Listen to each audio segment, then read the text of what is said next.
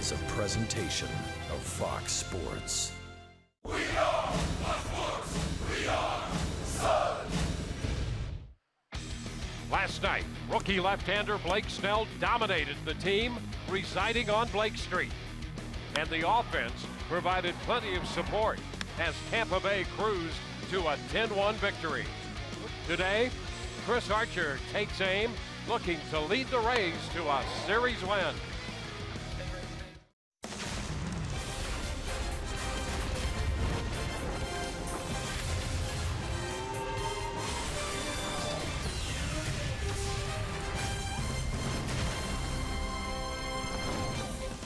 We welcome you to Denver, Colorado. A gorgeous day on the heels of last night's rain-delayed game when the Rays put up 10 and even this series at a game apiece.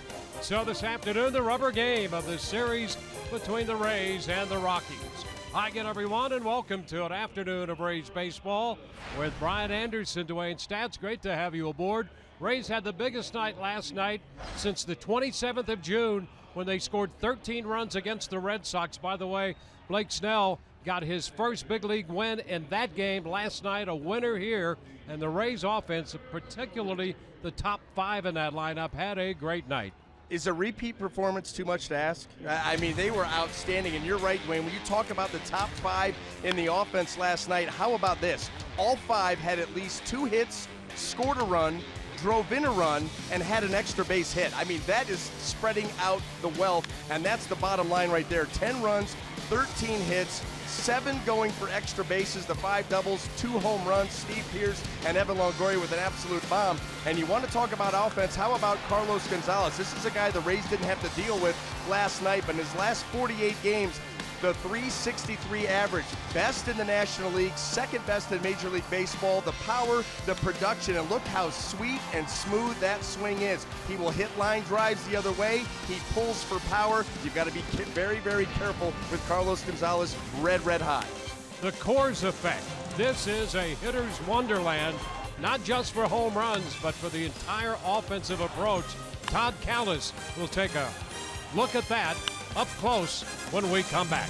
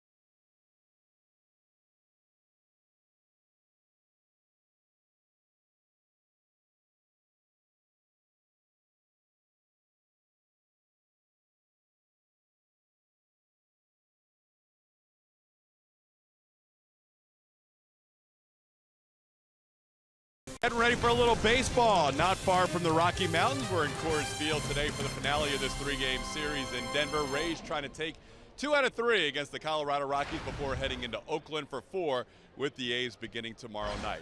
If you love offense, this is your favorite stadium in the major leagues. Coors Field has offense out the window. In fact, look at the numbers. 12.10 runs per game, by far the best in baseball. Next closest, Globe Life Park of the active stadiums at 10.71, almost a run and a half behind Coors Field per game.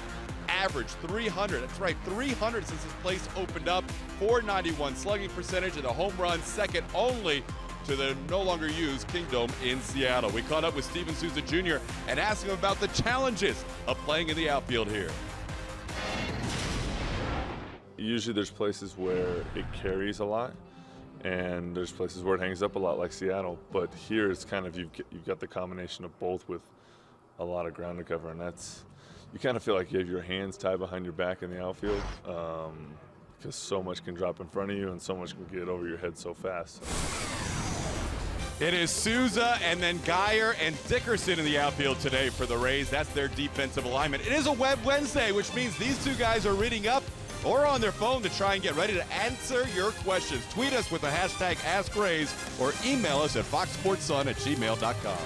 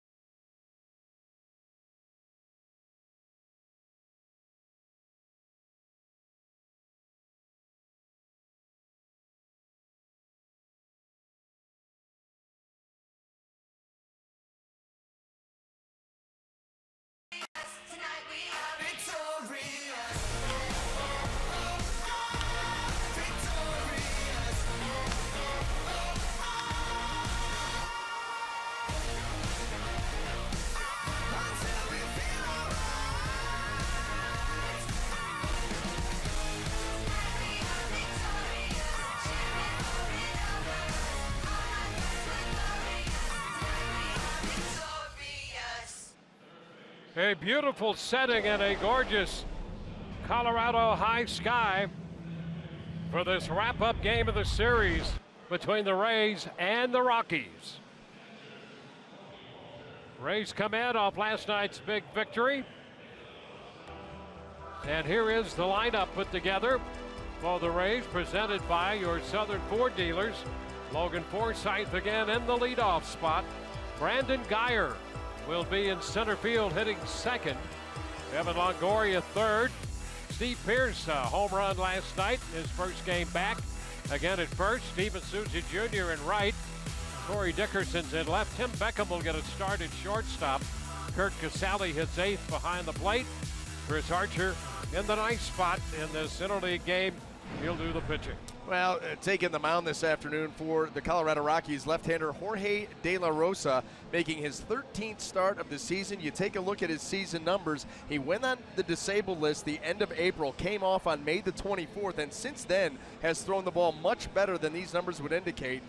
10 games, 7 starts, a 5-3 record with a 3.54 earned run average since the end of May.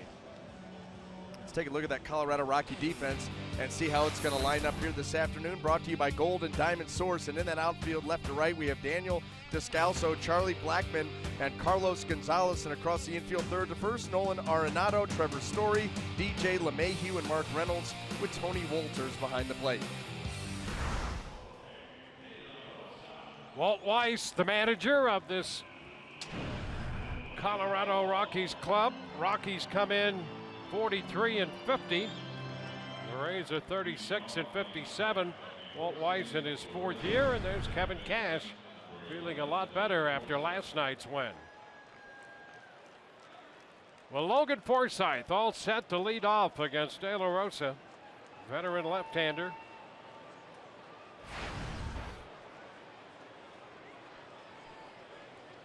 Forsythe had a couple hits last night. Doubles in his first 2 plate appearances. First pitch of this game, and that's a ball.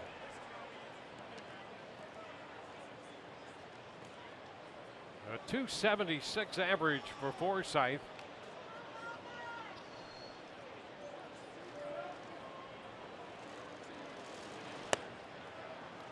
And the pitch down. 2-0. De La Rosa used to feature a hesitation in the middle of that delivery, and they've tried to work him through that, and we're most likely not going to see that. 2-1. Well, this is a guy who he won 16 games for the Rockies in 2009 and 2013. He won 14 games for this club in 2014. Past success. 2-1, skied towards center. Blackmon, well, that sky will not be easy. And we saw Blackmon recalculate as he went after that one. Well, De La Rosa, the all-time Rockies win leader with 84. He has 99 career wins overall, 84 of those in a Rockies uniform. Now Brandon Guyer.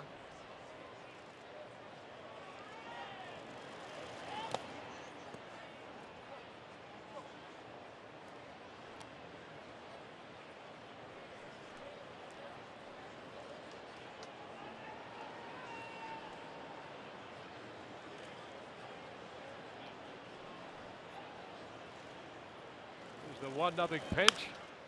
And on the ground foul down in front of Charlie Montoyo.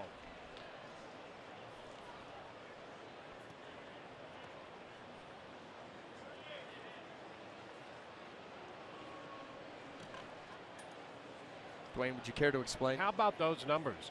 We've talked about how this is a hitter's paradise. Well, you couldn't prove that to De La Rosa. His numbers here are unbelievable. Just as you started to point out there with your graphic work. That's his record. Yes. Here. Mm-hmm. You pointed that out to me earlier today, and I called you a liar. Look at that, 93 starts here. And you think of all the pitchers who justifiably so look at this place as a pitcher's graveyard. He has been outstanding here.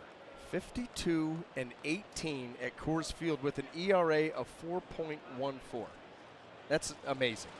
Really is. And he walks Guyer. And you think, well, there's an earned run average over 4. But when you break this down this year, the Rockies, their pitching staff at home, the ERA is 6.18. On the road, it's 3.83. How about that for a variable? And that's why, boy, I'm going to tell you something. 93 starts in this building, an ERA of 4.14. That's outstanding. That's otherworldly, really. when you 93 starts, and then the record on top of it is just, well, it's absurd. Evan Longoria taking a strike, and he's not a guy who is overpowering. I mean, that fastball sits around 90.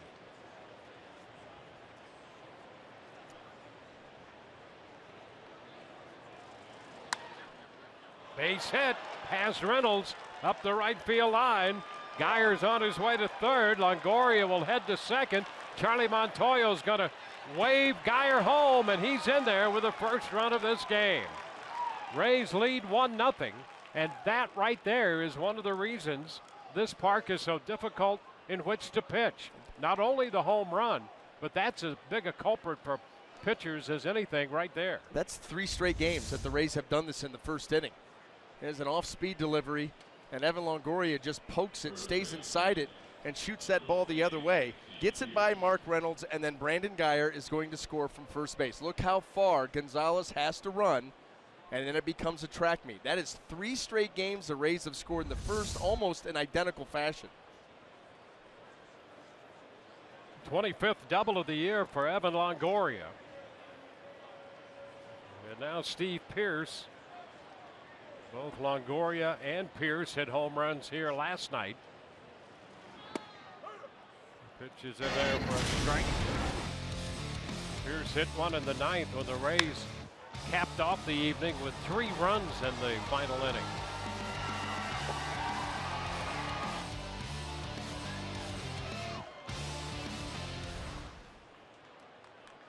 Conference on the hill here with the catcher Tony Walters and De La Rosa.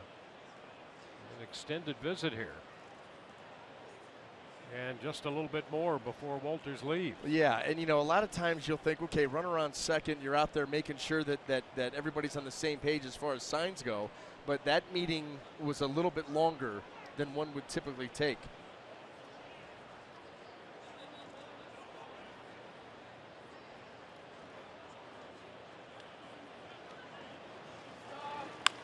Ground ball third, scoop by Arenado over to first as he held Longoria to second. Did you see Evan Longoria scrambling to get back to second base? Arenado, one of those third basemen, and Evan's well aware because he's the same kind of guy, has a great feel for the position. And Evan right here thought he maybe caught off a little far, and he is just whatever he can do to get back there and not get picked off, stay in scoring position.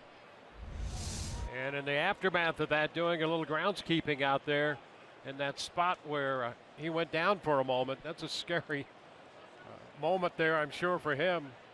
You're in scoring position. Well, if you're at first, you're in scoring position, as we've seen, but better to be at second than not be there. And a little concerned when he lost his footing. Now Steven Souza Jr. into the dirt. Walters dancing with Souza, trying to get to that baseball. I'll tell you what, Evan Longoria has been on some kind of hot streak here recently, and in the extra base hit department. The home runs, had the night of the home runs before we came on this trip, then the night of triples, a couple of doubles, a bomb last night, way deep. Another double here this afternoon.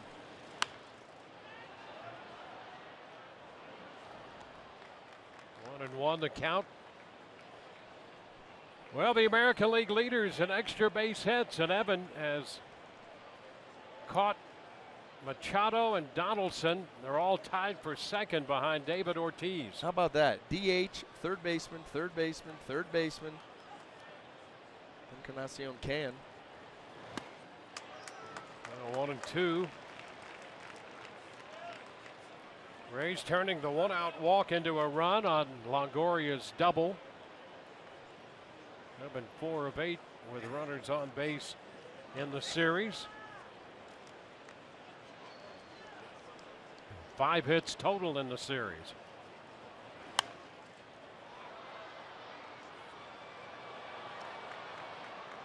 Rays facing Jorge De La Rosa, 35 years old, out of Monterrey, Mexico.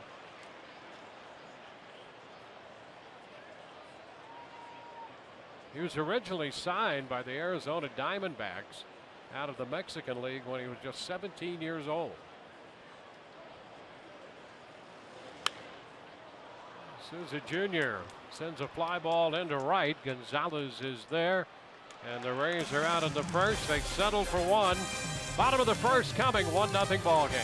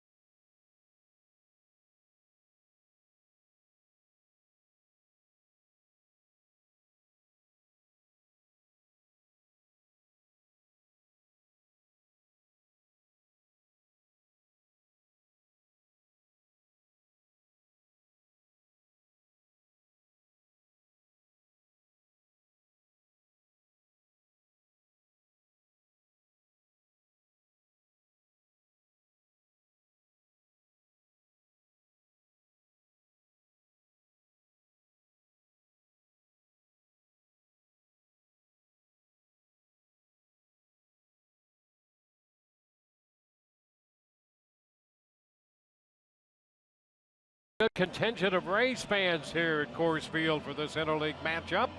Rays with a run in the top of the first. Let's take a look at the Colorado lineup, presented by your Southern Ford dealers. Charlie Blackmon's going to lead it off, followed by the second baseman, DJ LeMahieu. The third baseman, Nolan Arenado, is the third place hitter in front of Carlos Gonzalez. Trevor Story, the shortstop. Daniel Descalso in left. Mark Reynolds hits seventh. He'll play first. Hitting in front of the catcher, Tony Walters, and Jorge De La Rosa bats ninth. Well, and Chris Archer looking to get back into the win column. It's been since June the 6th, the last time he picked up a win. Went 6 strong innings against the Arizona Diamondbacks in Arizona, racking up 12 strikeouts. But since then, it's been difficult for Chris. First pitch to Blackmon is in there, and that's a strike. And that's a start.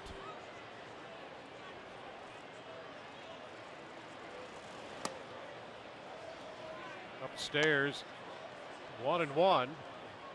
So the 27-year-old right-hander, Chris Archer, facing Colorado. A ball, 2 strikes. Chase the pitch up in that upper part of the zone. It'll be interesting to see what happens today with Paul Emmel behind the plate. He's not prone to give that strike up. He'll widen the plate a bit. So we'll see how that works out. There's a hot shot off the facing of the dugout down near the camera well. And Eric Young, the first base coach, plays that carom well. Hasn't lost anything.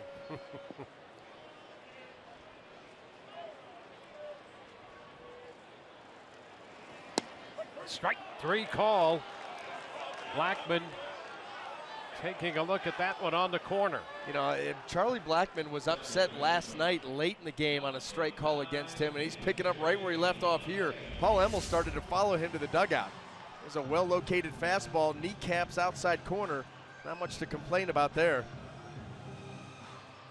I think he's upset the first pitch of the game. He's like, oh wait, so you're going to call that one up and away and down there too. And like I said, he's still not happy about some calls that went against him last night. LeMahieu up here takes the pitch down. A .327 average for DJ LeMahieu. Was on with a walk in last night's game, 0 for 3 officially. A double and a run scored in game 1.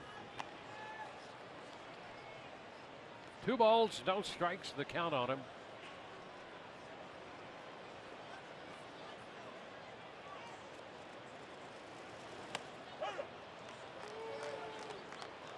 2-1. First time Archer has ever faced the Rockies here.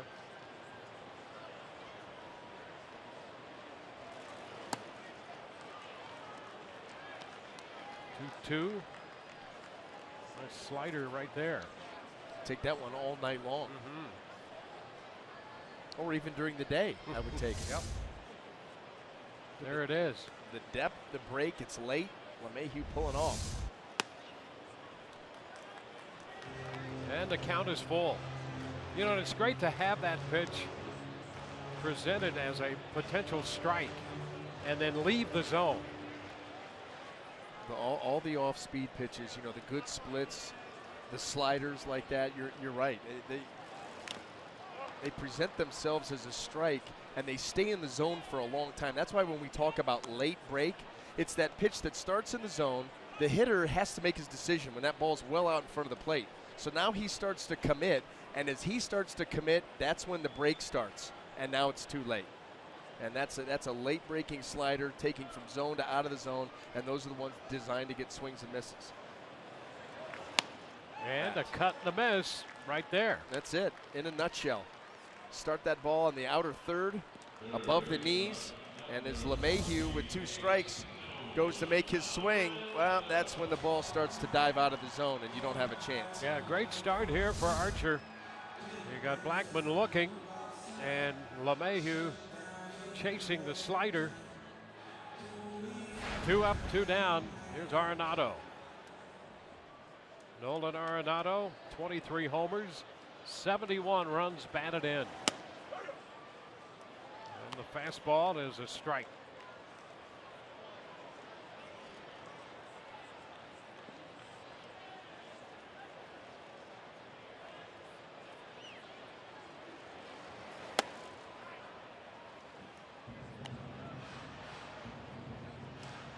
Rays trying to win a series.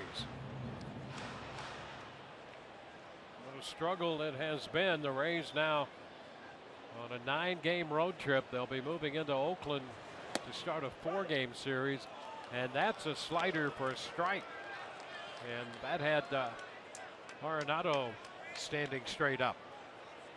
And he's Didn't right like now, the call. No, he's talking to Paul Emmel right now, not showing him up, but having a conversation with him, letting him know that he disagrees vehemently. There's that pitch a little bit off this. Oh, up and in.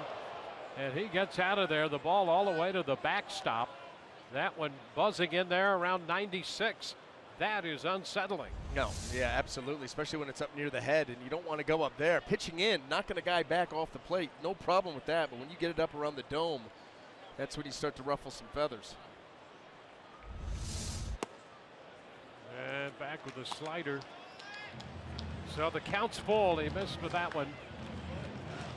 I saw Blake Snell. Didn't he flip Arenado? Was that who he flipped yesterday? And so maybe they're taking a leading from the rookie lefty. Base hit into center. And Arenado kind of fired up about coming back and getting a base hit after the first few pitches of that at bat. No question about it. While we have a second, let's take a look at the Rays defense. Brought to you by Gold and Diamond Source. And in the outfield left to right, we've got Dickerson, Geyer, and Souza Jr. as Kevin Kiermaier gets a day off. And across the infield third to first, Longoria, Beckham, Forsythe, and Pierce with Kurt Casale behind the plate.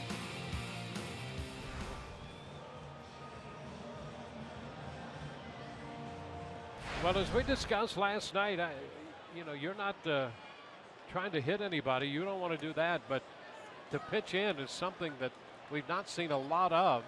And last night, to see Snell come in like that, it's part of the craft of pitching. At least it used to be.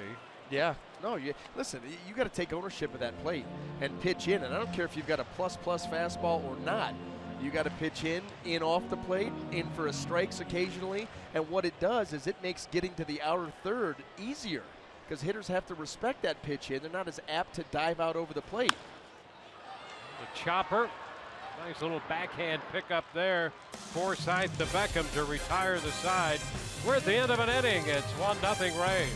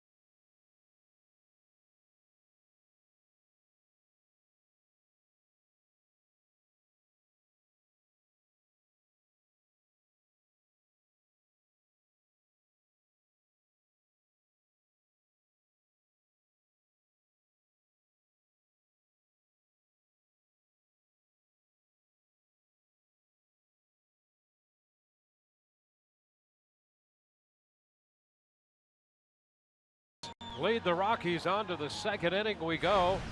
Rays facing Jorge De La Rosa. The Toyota keys to success. He had a little trip to the bullpen for a couple of weeks between that 1-6 start. He spent 2 weeks in the bullpen and in 6 starts since then, returning to the rotation.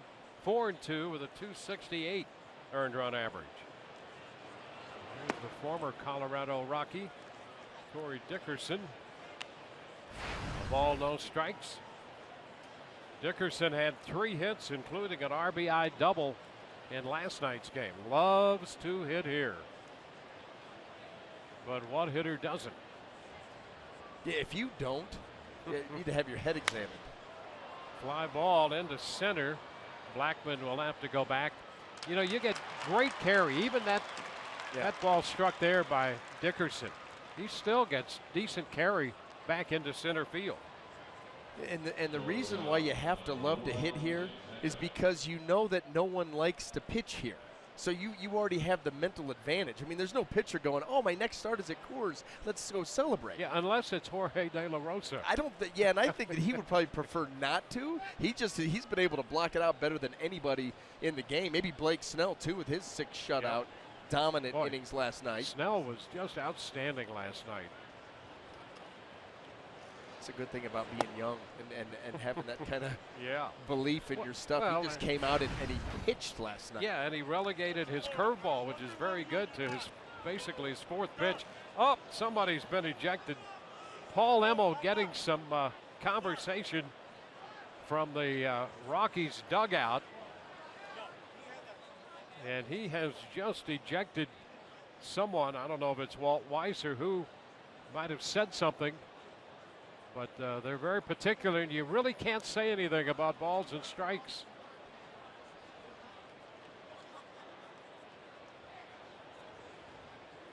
So Walt Weiss out there trying to get some clarification. Well, it goes back to, I mean, the Rockies weren't a big fan of the strike zone. You think about Charlie Blackmon and Arenado on a couple of different pitches. That's going to get your dugout chirping. And then the first close pitch that you don't get, here goes.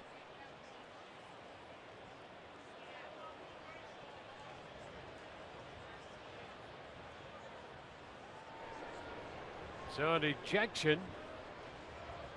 2-5er. Mr. Doyle shown the door. Well, Blake Doyle, well, he's taking up for his hitters.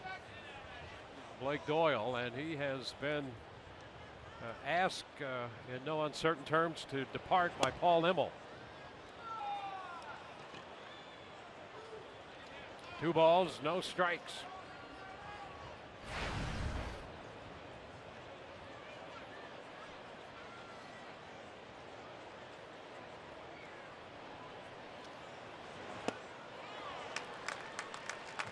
Well, 2-1.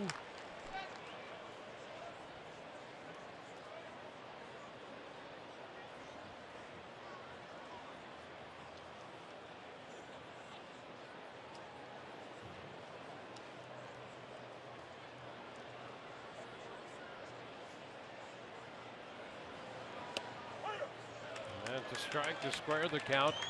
2-2. De La Rosa, as we mentioned, started in the Diamondbacks organization. It was 98. Didn't get to the big leagues until 04, and that was with Milwaukee. And in the early part of his career, he was a guy who would fight himself out there on the mound. He didn't always have the greatest demeanor. A little tap. Could be a tough play. Arenado's throw. Safe at first. An infield hit for Beckham. Close play. And Arenado did everything he could to defend it. Swinging bunt is what you call those, and those are frustrating. You get the poor contact you're looking for. The ball's topped. This is the attempt by Arenado, but it just took too long for him to get there. Reynolds on the scoop. Beckham with the base hit. 1 on, 1 out for Curt Casali. In the early days of his career, De La Rosa let a lot of things bother him. Mike Maddox was the pitching coach up there at that time, and he really stayed on him and tried to turn that whole personality he had on the mound around. You don't want to let that other dugout see any signs of weakness, doubt, anything like that, because they feed off of that. You've said in the dugout before, when a pitcher's been out there struggling a little bit and showing emotion and letting you know that he's struggling and disappointed and not happy with him, and guys are just chomping at the bit. Like, we got this guy, got him on the ropes, let's put the, give him the knockout blow. And so you want to just be that cool customer, not too high, not too low, business-like, do your job. He went from Milwaukee to Kansas City, and as you chronicled earlier, here in Colorado, he got here in 08, won 10 games his first year here, and then the next year won 16.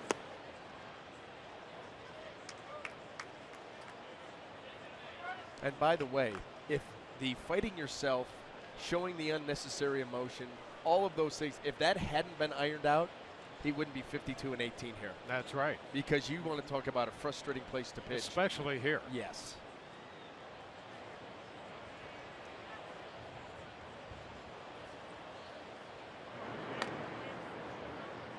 I still think that number's made up. That sounds impossible. I know it does. When I ran across that, we don't see this Colorado Rocky Club very much, and so you got to dig around and find what you can. And I was amazed when I saw that. I had to look for a couple different places just to make sure it wasn't a misprint. Still 1-2 to Curt Casali. But he's been a mainstay and a big part of this Rockies rotation through the years.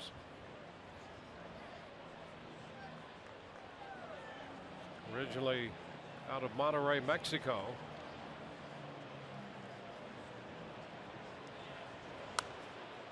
Popped up, foul, that's going to come straight back. And came under the influence of Fernando Valenzuela a couple years, when Fernando was still playing. And these two played at Hermosillo together for a couple of years. And he, as you might well expect, would spend as much time with a guy like Fernando Valenzuela, being left-handed, as much as you could. Fly ball center field. Blackmon coming on. He'll get there. And back to first goes Beckham. So 2 gone.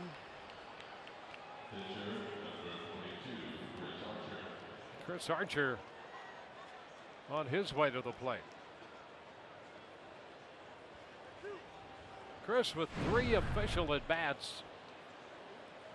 0 for 3 with a couple strikeouts.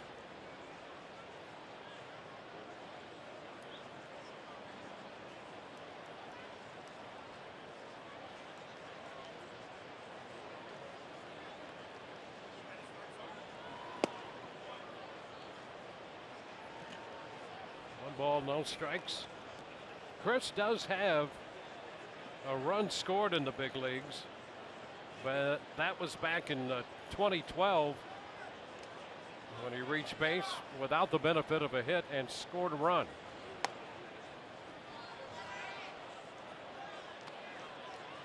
He was ahead in the count, 2-0.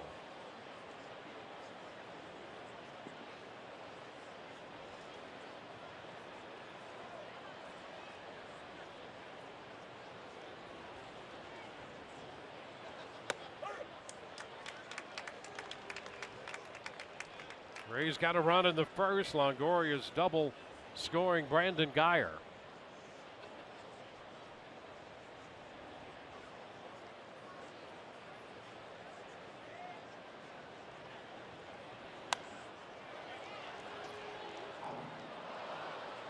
Right off the upper deck with that foul ball, 2-2.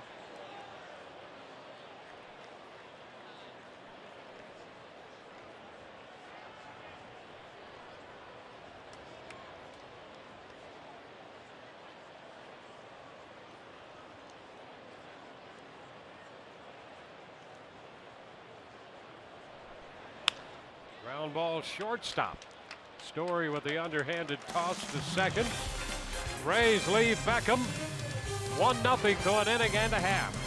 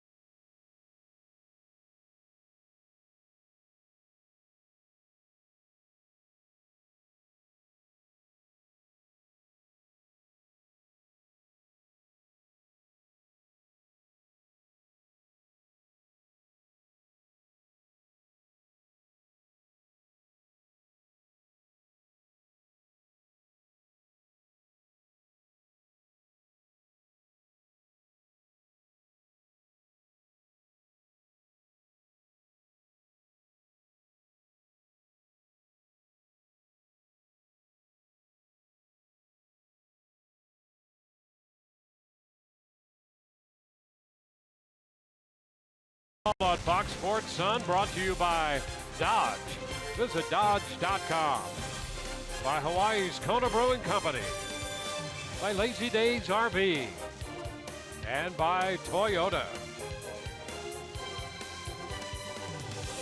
Gorgeous part of the country here in Colorado. Rays wrapping up their series in Denver.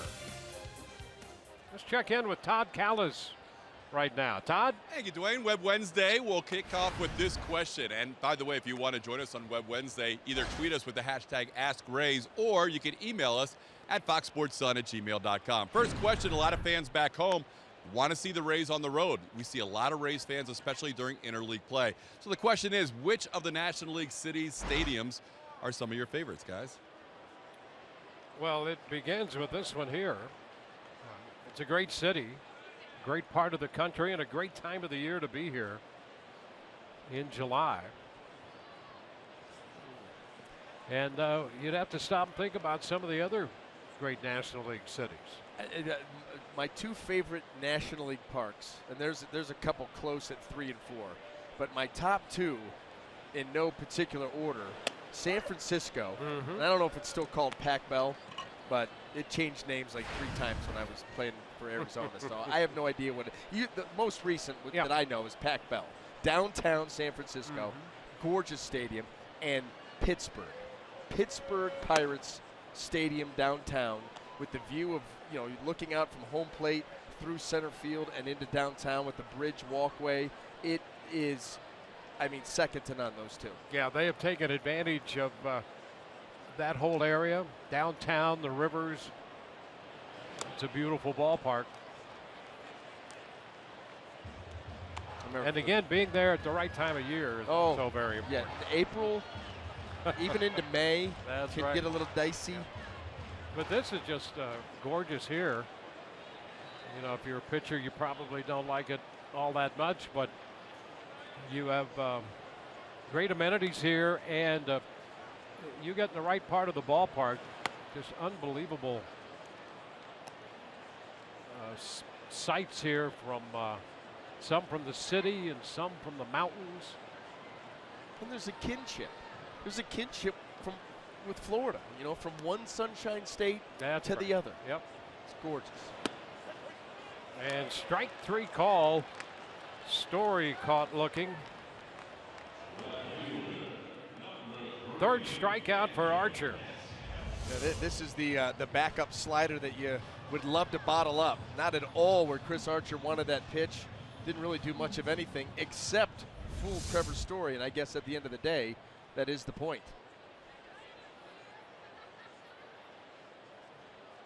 Daniel Descalso.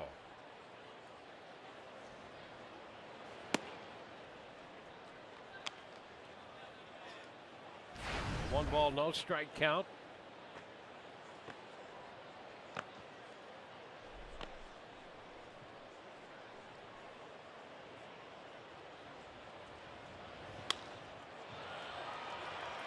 Cutting across and over the head of Dickerson. Geyer has trouble fielding it. Descalso is going to go all the way to third. Well, I'm not sure where we begin on that one. Well, it was misplayed by both of them. First of all, Corey Dickerson took way too shallow of an angle, and he should know better. He's played in this ballpark before. He's called this home. But he took a shallow angle on this ball that's just sliced out there into left center field. It gets some carry.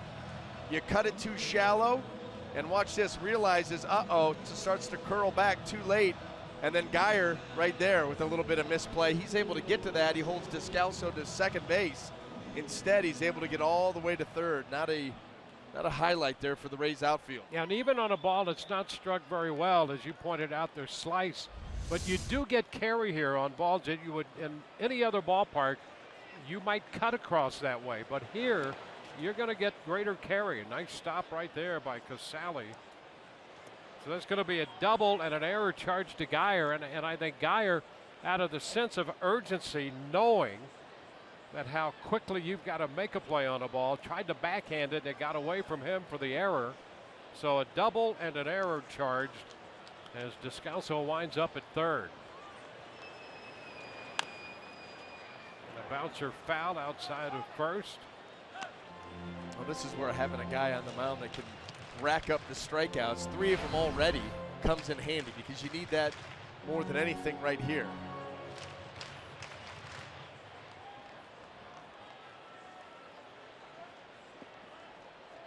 Rays bringing that infield in now with 1 strike on Reynolds.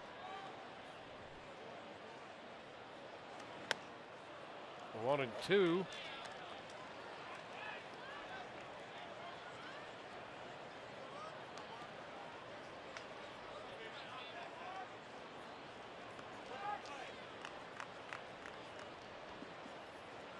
Well, the strikeout will be big, and Reynolds prone to the strikeout. Upstairs with that hard fastball, mid-90s. Go ahead and change the eye level and then come right back with that slider down and away and see if he will chase. Good chance that he will.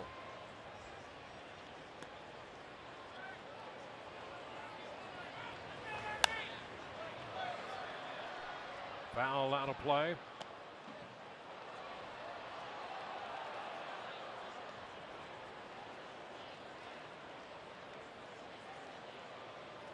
The error on Brandon Geyer, his second of the year.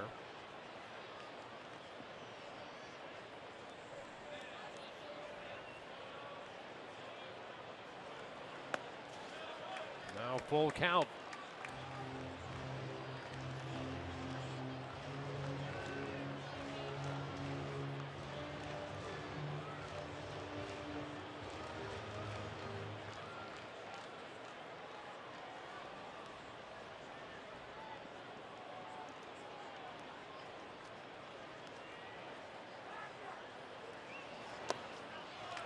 And ball 4. Now Reynolds lays off and draws the walk. A couple of good takes there by Mark Reynolds. Chris Archer had him set up for the slider down and away, and both of them Reynolds lays off of. I got to start all over again. The hitter's going to be Tony Walters. Walters, the catcher.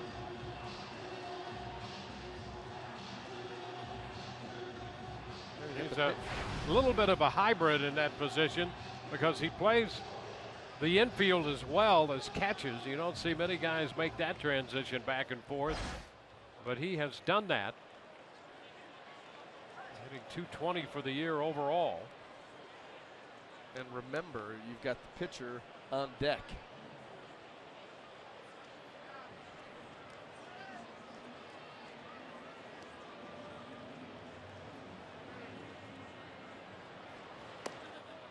And he starts to shorten that pitch down and in.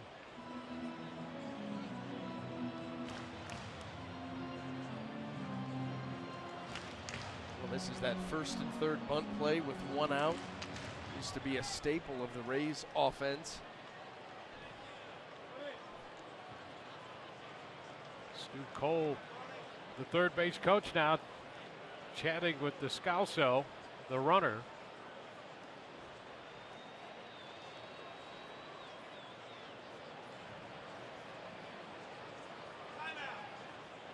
And a step back on this 1-0 count on Walters.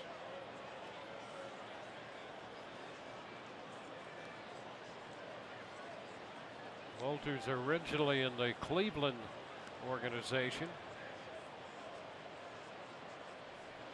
And he bunts, puts it down. Here comes the runner down, and the throw to the plate, safe. Well, they decided to do it, bunting the run home. That's something the Rays in the past have done a lot, and the Rockies pull it off against them here to tie the game. You know, Chris Archer did the best that he could in making that play. Watch him with the little option pitch. Watch Descalso's left hand. They got a chance. Sweep tag, he gets in behind him and taps that plate with the left hand. That's a great slide by Daniel Descalso. And it shows you how difficult it is to defend that play, because Archer really did a pretty good job. Yep. But the only thing that you could do is that pitch, you almost have to lead Casale into the runner. You know, if Casale catches that across his body, now he's got to sweep that tag a long way. You know, regardless, it's just a tough play to be able to finish off. De La Rosa showing the bunt, and it gets by Casale to the backstop, and now both men are in scoring position. With that, the Rays do the Rockies a favor. Yep. Boy, huge mistake there by Chris Archer. They're just trying to give you a bunt, and he just yanks his ball in and way off the plate. Casale's got a chance at it, not able to come up with it. And that, well, they get the benefit of the bunt without having to.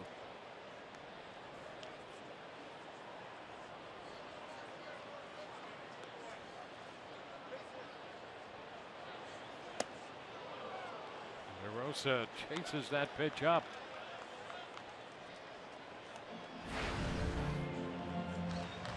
Infield up again. DeRosa has 3 runs batted in. He's 3 out of 21, hitting .143.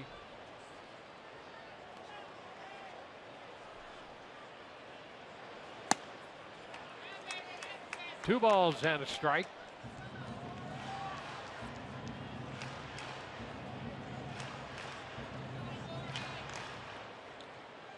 Top of the order on deck.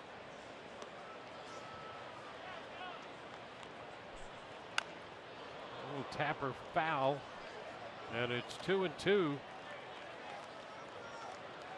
Well, the mistake of allowing both men to move into scoring position, a big one. But you still go back to the Mark Reynolds at bat when he had the jump on him, and Reynolds managed to draw the walk. That, after the misplay in the outfield, helped set up this inning. And it's a full count on the pitcher now, 3-2.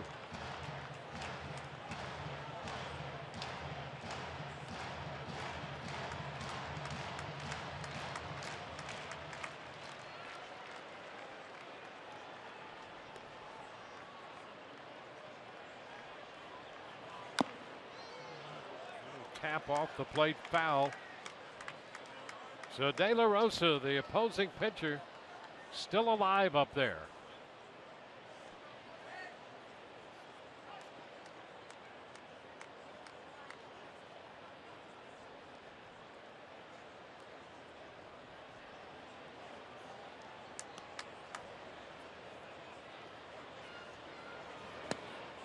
And he walks the pitcher. So it goes from bad to worse here in the bottom of the second inning against the bottom of the order.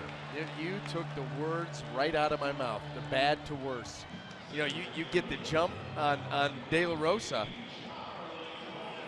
and you end up walking him. By the way, you end up walking him going with a backdoor slider. I mean, a backdoor slider. Either that or it was just it backed up on him so much, but you question the pitch that he went with anyway. So they're loaded, top of the order.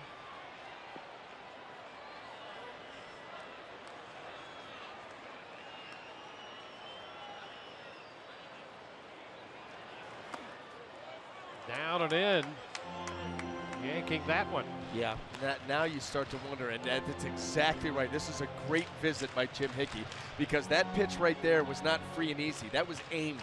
He almost short-armed that pitch, just trying to get it in there, not letting it go. And I think that's exactly what Jim Hickey just recognized. Just being too careful now. And, you know, when you miss that badly with a first pitch fastball, warrants the visit.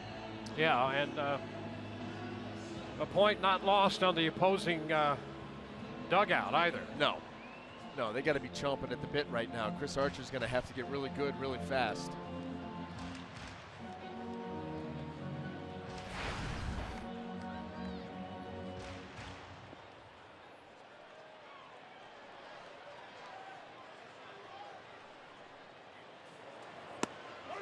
That's a strike, 1-1.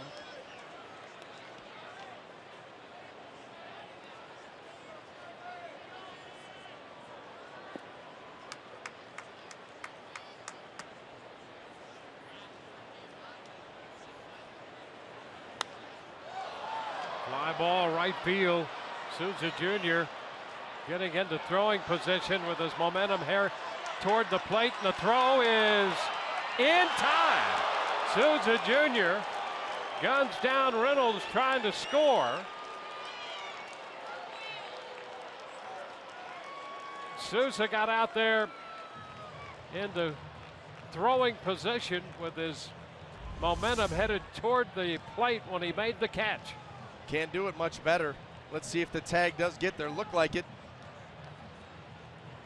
Oh, he may not have. He may want to take a look at this. Let's see if he gets him. There's the left hand sneaking in, catching the back of the plate. Does the glove ever get to him? And you know, the other thing I wonder, and you know, you get this about the position of Casali. Yep. Two things at play here.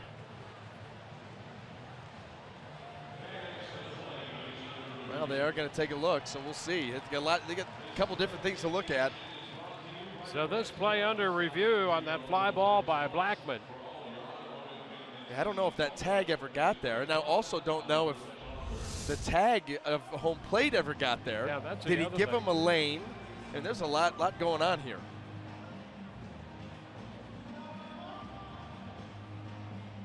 Suddenly this game has become very technical.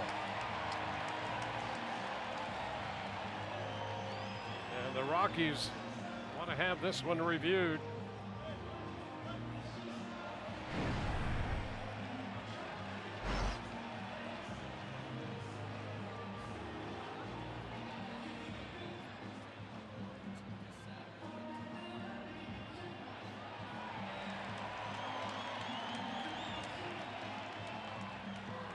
Okay, there's some question as to whether that hand got to the back of the plate.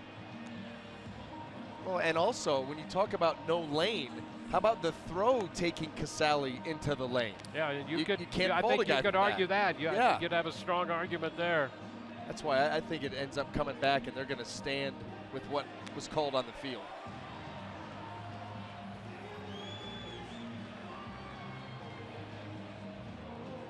Well, if the Rays get out of this, they can breathe a big sigh of relief, because the way things were going, they were headed in the wrong direction, and this could turn the whole thing around.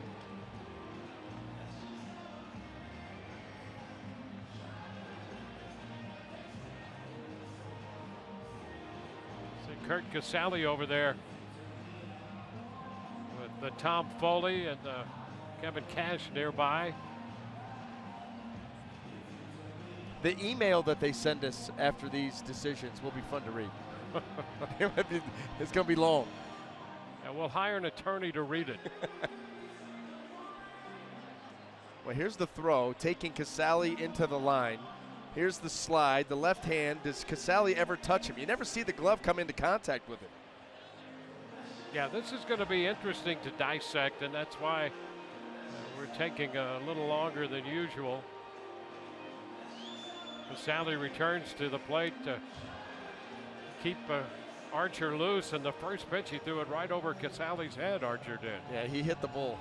He hit the Durham bull.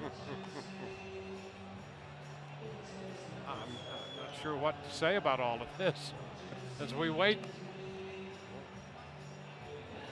I'm as interested as anybody on how this turns out because there are so many moving parts. Yep. I mean, 2 tags that are in question. Did Casale get the glove to him? You don't ever see it touch him. Was the tag of homemade by Reynolds with the left hand? It was close. Did he catch the tip? Was there a lane? Was it the throw's fault? Yeah, and this is a situation largely of the Rays' own making.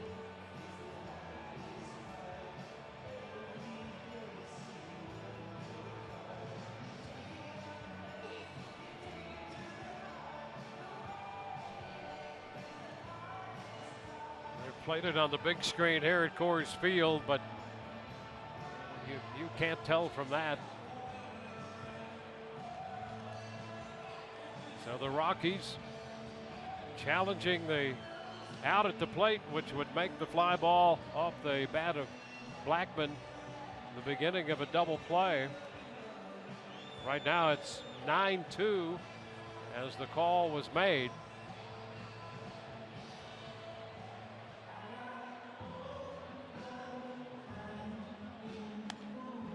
Well, here's the thing. Even if he didn't tag him and he didn't tag the plate, if he leaves the plate area, yeah, he vacates that area.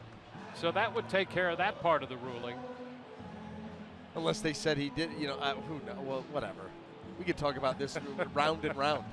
I'm going to go get a coffee. You need anything? Yeah, coffee, a couple of creams, and load it up with sugar, too. Wow. It's going to make a fun flight. Oh, yeah, let's go.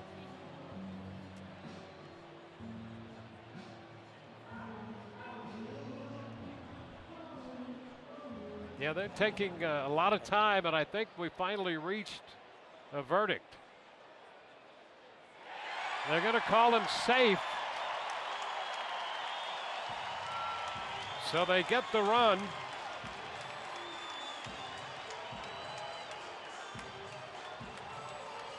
And now the explanation to Kevin Cash.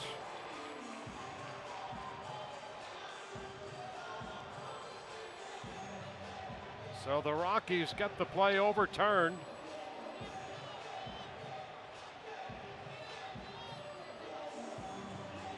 It took over 6 minutes, almost 6.5 minutes to sort that out. And now Kevin Cash. Yeah, he's not real happy. He's not happy, you're at right. all. And whatever was explained to him by Dan Iassogna is not something that he likes. So now here you have a play under review. They overturn it. And so, you know, a manager can't argue it. And I don't know what good it does. Well, here's what I'm hearing. I'm hearing that the replay was there a violation of blocking home plate? Yes. It came back that there was no violation made by Casale. Okay. That they must have said in looking at that, we saw that he didn't tag him either, and Reynolds touched home plate.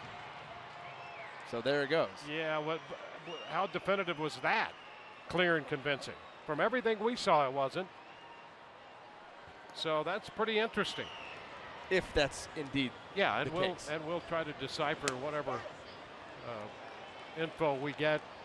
And once we get our attorney in here to read that email, to read it and then translate it to us, One strike to count on LeMahieu. It's now 2-1 with runners at first and third. Wolters advanced to third. De La Rosa, the pitcher, remains at first. Reynolds scores the run, and Blackman gets a sacrifice fly. Ground ball by the mound. Forsythe with the toss to Beckham to retire the side. 2-run score. We're at the end of 2-1 Colorado.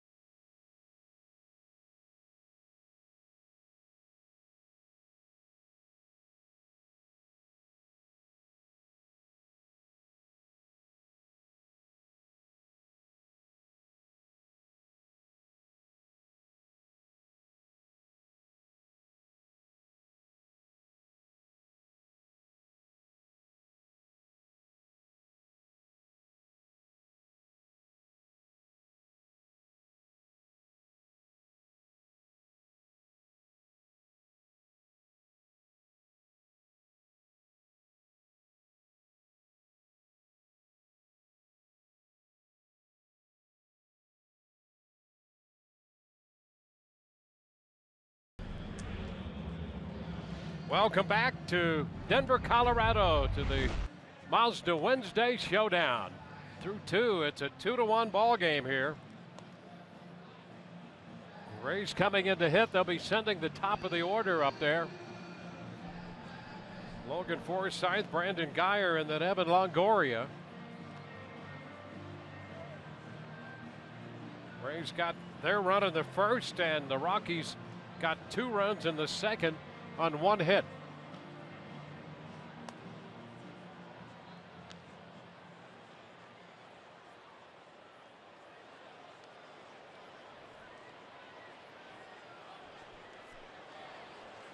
Well, you're right. We're through the second inning. Are you all right? Second inning's behind us. Start fresh in the third. You talk about a frustrating inning from almost any angle you want. And so here's Logan Forsythe. For the mistakes made in that inning. Absolutely.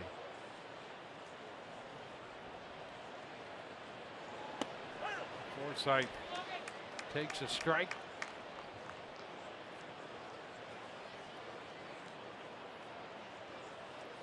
Rockies have the defensive shift on.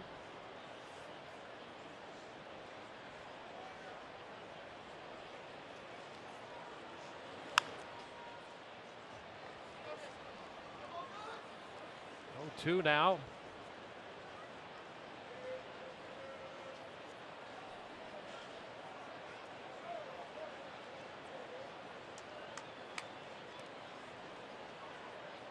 Veteran left-hander out there, Jorge De La Rosa.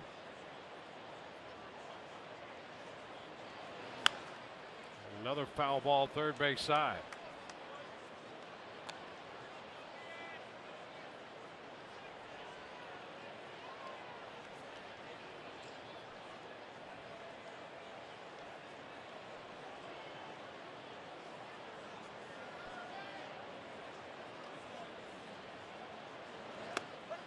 And there's strike 3 call. So Forsythe caught looking.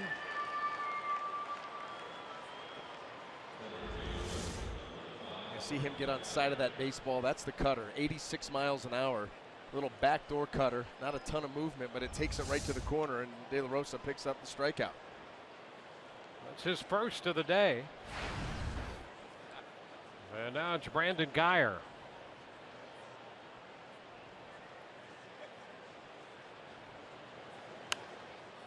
Guyer walked and scored in the first, fouls this one back. You know, not many at-bats in this Rays lineup against De La Rosa. Well, he's had 2 starts against the Rays, but those were in 07 and 09.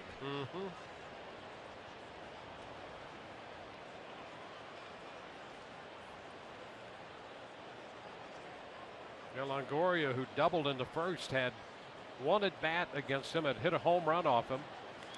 And now Guyer hit by the pitch. So Brandon Guyer feeling that one after being hit. 22nd time he's been hit by a pitch this year. Right off the kneecap. You know, you're lucky that thing's not broke.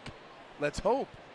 I mean, that hit him right off of that kneecap. That other angle, that first angle was great, seeing that ball come in there. Look at this. Oh, he is fortunate indeed. He's still, you know, he stopped about 4/5 of the way up the line to try to do a knee bend. And now after reaching it, he's trying to get that thing to feel better. And here is Longoria again. He had hit that home run in the one other at-bat, official at-bat he had. He'd also drawn a walk against him and has been red hot, you see, in the last 11 games, hitting over 400 with 4 home runs. And takes a big cut there, strike 1. That was that cutter once again, De La Rosa. He likes to mix his pitches. You know, you talk about the fact that he's not a big stuff guy, but the fastball, he'll cut it, split, a curveball. Try to keep everything with some movement on it. Backdoored that one. Yeah, that's. I think that's the second curveball. Granted, it's the 3rd inning, but he's 44 pitches in. There it is.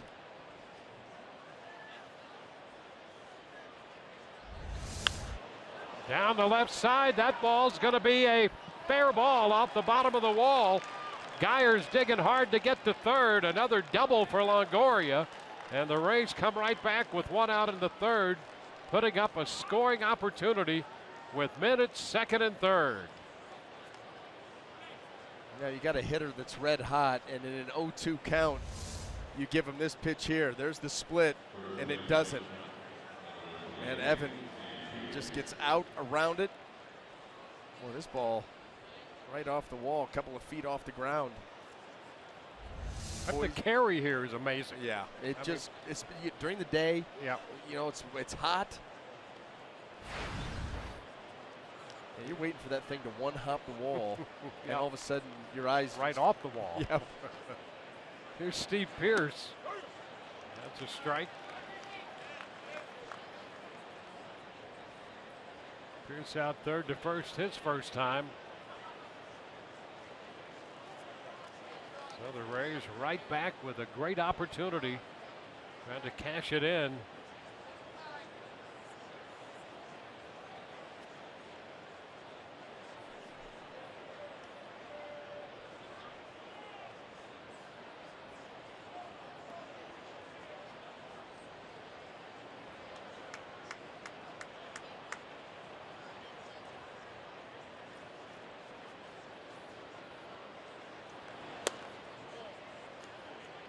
One and one.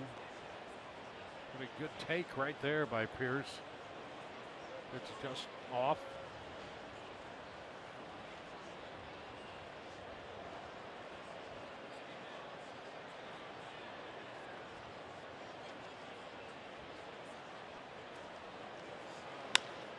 There's a little tap to short. Charged by Story. He'll go to first out there, but the Rays get the run as Guyer scores, and that ties the game 2-2.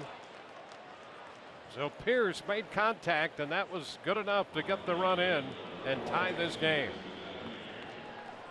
Well, Geyer going on contact. The Rockies really were conceding that run, everybody playing normal depth. But you still got to execute, get the ball in play. That's what Pierce did. New ball game. Well, the Rays getting Kiermaier back, who's getting the day off after a run of games since coming off the DL. Big to have him back, and big to have Steve Pierce back in this lineup. Here's Steven Souza Jr.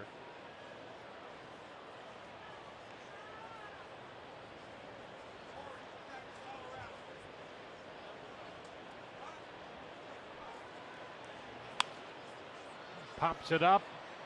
Back of first. Reynolds after it, but will not get there. He just determined that that was out of his range. Called off the dogs a little early. Pierce with the ground ball RBI. And the two-run homer last night. A couple of hits in the game last night. Well, you get 100+% out of Pierce all the time.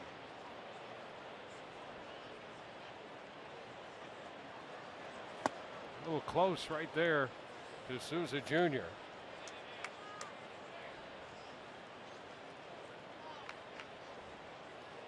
Two runs, 3 hits for the Rays, 2 runs, 2 hits for the Rockies. Longoria at second base. 2-1.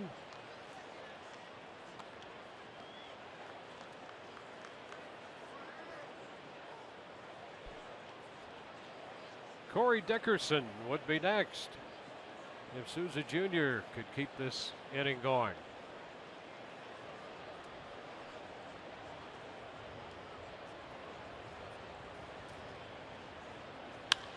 There's a ground ball base hit into center.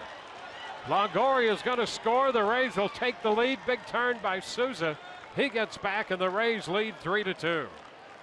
So the Rays bounce right back with a 2-run third.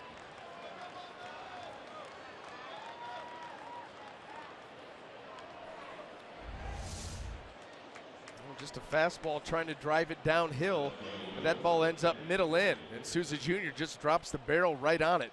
Hit the ball hard. Got a chance to find a hole, and Souza Jr. had thoughts about going for second on that too. Yeah, that was a big turn there. Yep. And, you know, really in this park, it's the way you should run it all the time without question. Because balls that seem in any other park to be a base hit can be an extra base hit here with this big, big outfield. Dickerson looks at a strike. Longoria, Pierce, and Souza Jr. have the runs batted in.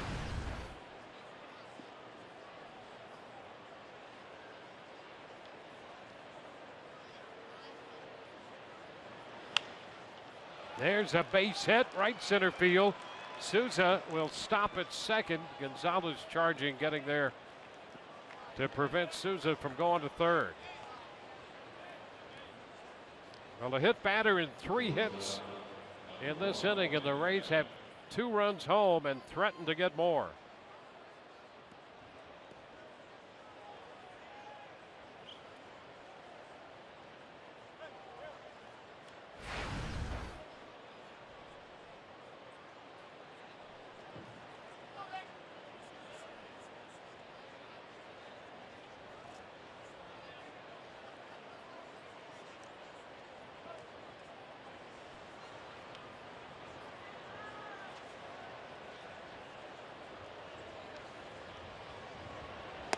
Beckham, and the pitch is outside to him.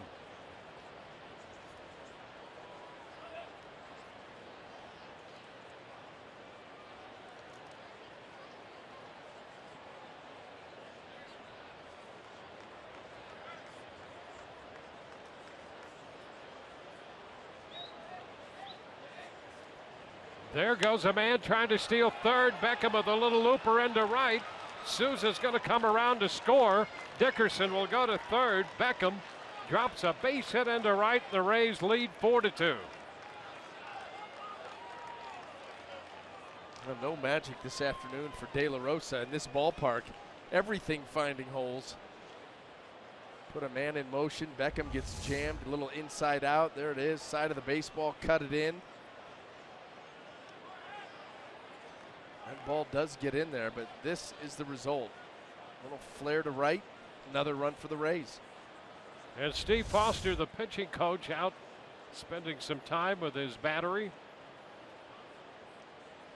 Get a Rays backpack presented by Sagicor Life Insurance Company. Kids 14 and under pick up the backpack while supplies last when the Rays meet the Yankees Sunday, July 31st. Call 888-FAN-RAYS or visit RaysBaseball.com. Rays up.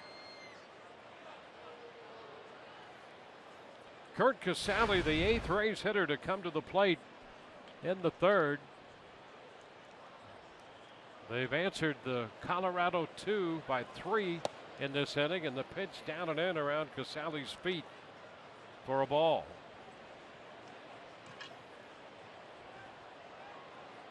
Casali lifted a fly ball into center in the 2nd inning, caught by Blackman.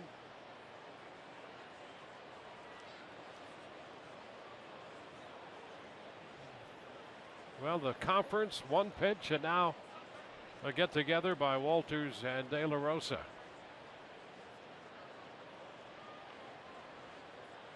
Well, this is a microcosm of this ball game so far. Sloppy on both sides. Well, the Rays have come right back here after essentially setting up an inning for Colorado in the bottom of the 2nd.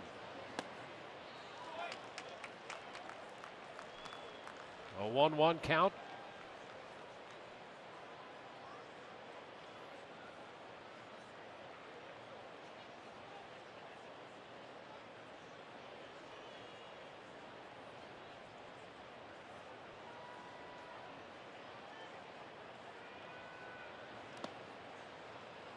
Two and one.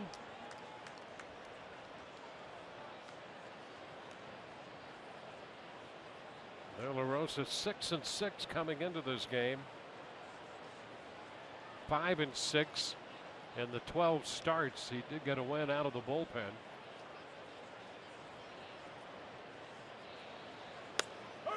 That's on the corner.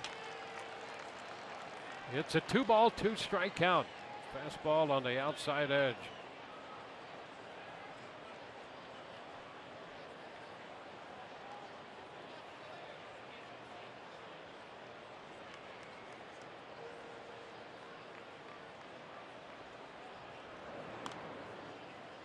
Beckham over at first. He picked up his 9th run batted into the year with that bloop single into right.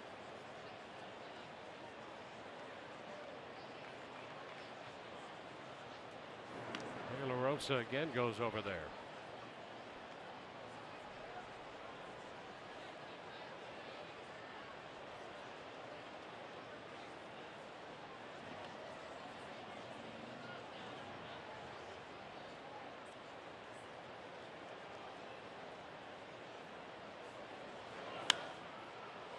And a popper right center.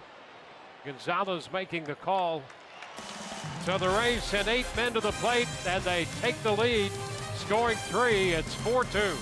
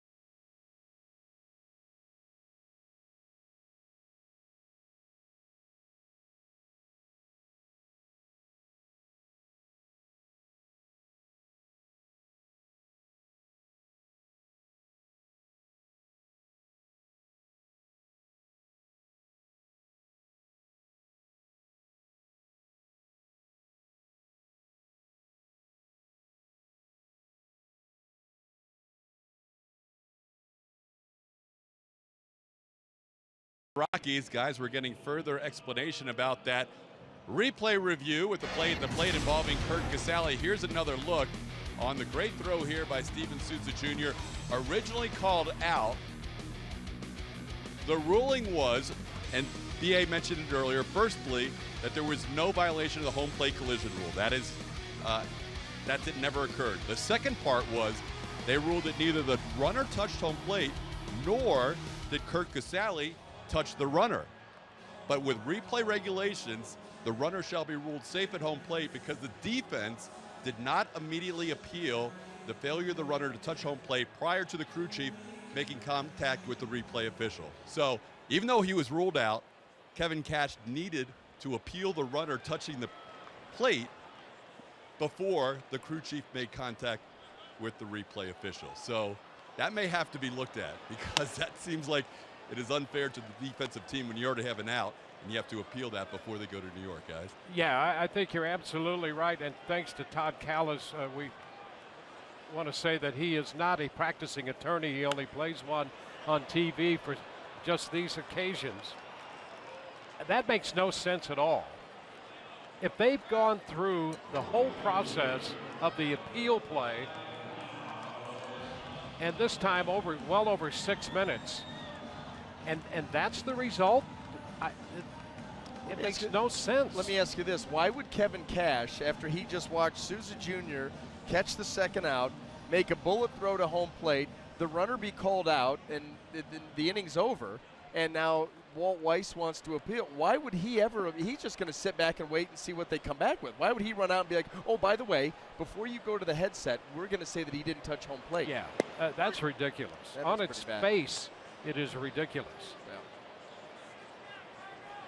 Well, maybe this will be the example that leads to it being changed, because that. I don't know how they could.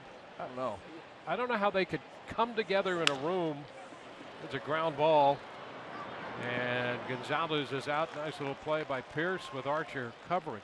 I don't know how they could come to that ruling. As he said, it's the ruling in place for replays. How can you get people together in a room and determine that ruling and come away saying it makes any sense? I mean, maybe it was time to go to lunch and they just had to make a decision. But that doesn't make any sense at all. If you have a player who doesn't tag the plate and it's determined that he doesn't tag it and he vacates the plate, there's no liability in that? Not in the age of replay. Wow.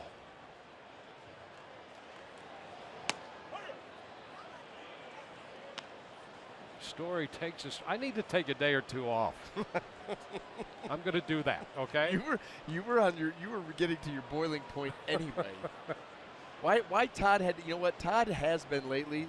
Loves to bring bad news. He does. He's got that smile, that little smirk, and he loves to bring in the bad news. And he comes into the booth with that report, knowing that he's just going to stir you up. I mean, he was so happy when he came in. He was giddy, like normal. 1-2 the count here to Story. Couldn't wait to read that explanation to you, right to you. Yeah, I know. So he could see you blow up. Yeah, and before he walked out the door, he turned around, smiled, and then turned and left immediately. Halfway through his reading of the ruling, you went to the cough button, and I knew it was going to get weird. Look at him. He's so happy with himself. He is. Ground ball, right side. Forsythe up with this one, and it's a 1-2-3, bottom of the third. Quick inning there, and the Rays lead 4-2.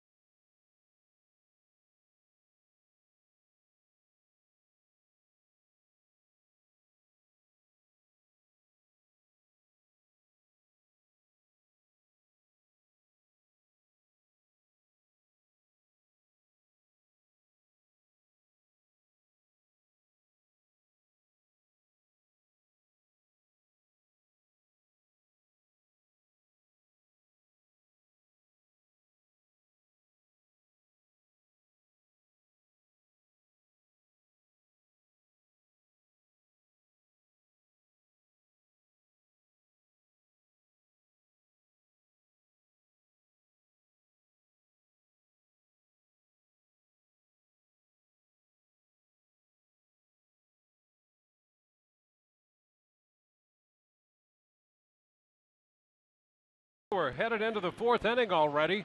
Greater coverage of baseball brought to you by T-Mobile. And how about this for the Dodgers and Clayton Kershaw? That's not good. Out indefinitely. Yeah, they said he won't resume any activities until there is zero pain in that back, and they're very uncertain when that will be. Well, I read a report today that said that the Dodgers were going all in and wanted to make a big trade, a big splash. Not incremental movements, but go out and try to get something big and make a run, because the Giants have been, they've been stumbling lately. The Dodgers have actually played well with Kershaw out. I think they've gone 11-6. Giants have lost 4 in a row. Archer fouls it back 1-2. And a catch made in the upper deck by a fan on that foul ball. Well, that tidbit of news is intriguing. Intriguing on a lot of fronts, and you have to think that breaking ball a little bit high, 2-2, that it would be intriguing on the Rays front as well. As much talk as we've heard all around baseball. Wherever we go, people are asking questions, want to know this and that, and who may go, who may stay. Well, the truthful answer to that is you don't know. But as things develop, you can certainly see where there would be some interest in some conversations.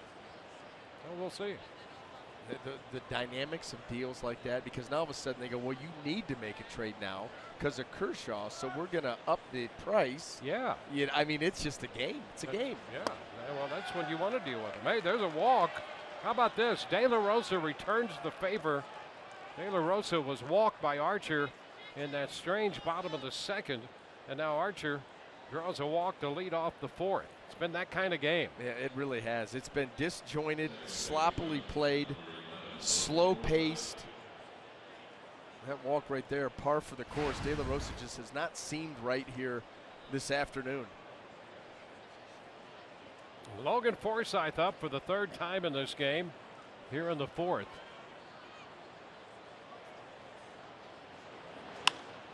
He's got a base hit lined into center. Archer will go to 2nd, turns and hangs on right there. First 2 men on here in the 4th. So the Rays, who retook the lead in the 3rd, threatening here in the 4th. Trying to cut that fastball, and it stays right in the middle, and so does Logan Forsythe. Right back up the middle. Boy, walks in this stadium bad, leadoff walks worse, leadoff walks to the pitcher. Doesn't get much worse than that. And another conversation, Walters and De La Rosa trying their best to keep the lines of communication open. Yeah, and this is where you talk about a disjointed day. How many times have these two gotten together? It's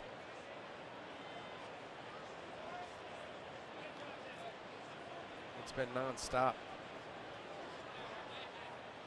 Where you're starting to see a wear pattern on the infield grass between the plate and the mound. Then you're actually not kidding. You can see it from up here. Brandon Guyer, he's walked and been hit by a pitch and has scored twice. He's going to bunt, and there's strike 1.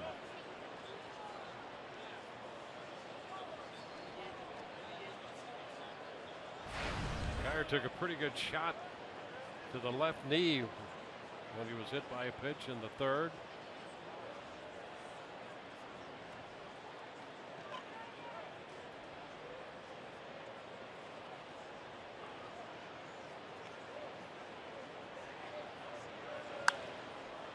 Lifts a fly ball toward the line a bit and left. Descalso under it now to make the catch.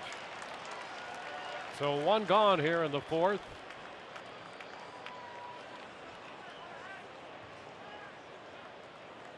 And Evan Longoria, who continues a red-hot series. 2 doubles today and a run batted in for Evan. This is his 12th plate appearance of the series, the 10th time he's been up with runners on, and in the prior 9, he's 5 for 9. Now with 26 doubles for the year. Takes a strike.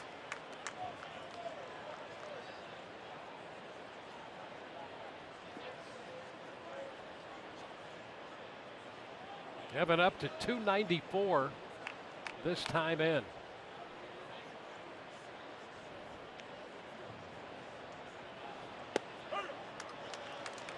0-2. That's okay. It was 0-2 the last time he flipped in a double. That was on a split that kind of stayed out over the plate, and Evans smoked it off the wall and left.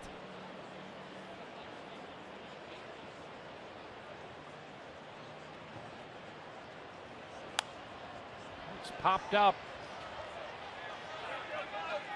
Arenado in foul territory handles it. The runner's still at first and second with 2 outs now.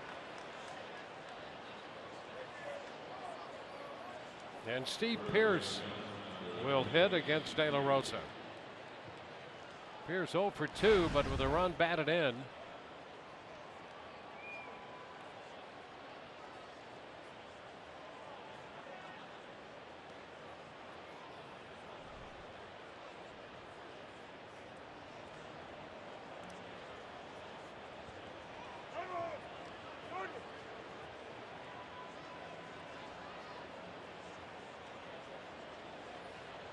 But De La Rosa has not been able to establish any rhythm out there at all.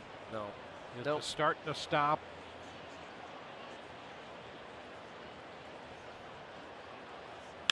Pearce shoots it into left. That ball heads toward the corner. Archer will score. Forsythe will go to third. It's a double for Pearce on the first pitch. Steve Pearce drives in a run, and the Rays make it a 5-2 game. Boy, what a difference this lineup is with Pearce back in it. Well, he picks up Geyer and Longoria, and it didn't take him long. That's just a fastball right down the middle. Begging to be hit, Steve Pearce obliges. Rays add to their lead and still have runners at second and third now. Souza, he took one back up the middle his last at bat.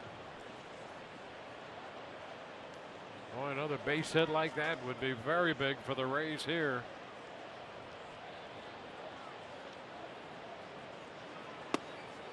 Pitch inside.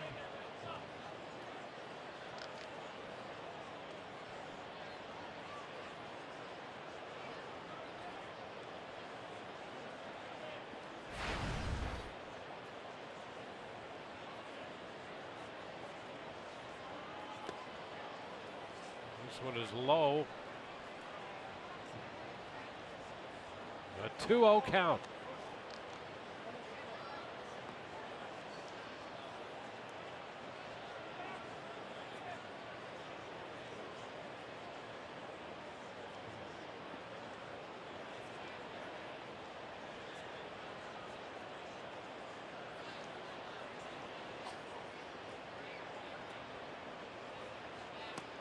This one gets by the catcher. Down the line from third base comes Forsythe, and he beats the play in. As we mentioned the other night, that's a short distance between the plate and the backstop, and you've really got to bust it to get down there. And Forsythe beat the play to make it 6-2. You know, that pitch right there by De La Rosa was yanked. Now, this is what we were talking about. Just no rhythm, sloppy. This pitch not close. Walters can't get to it, but here's the carom. Now you got a chance. But Forsythe hustled a little too much. And you see right there, he never backed up towards third base. Got his secondary lead, still had that weight on the front leg and was able to get started early and score.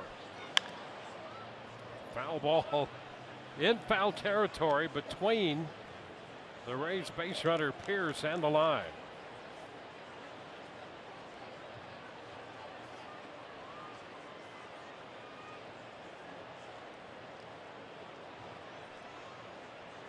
So the Rays lead up to 4.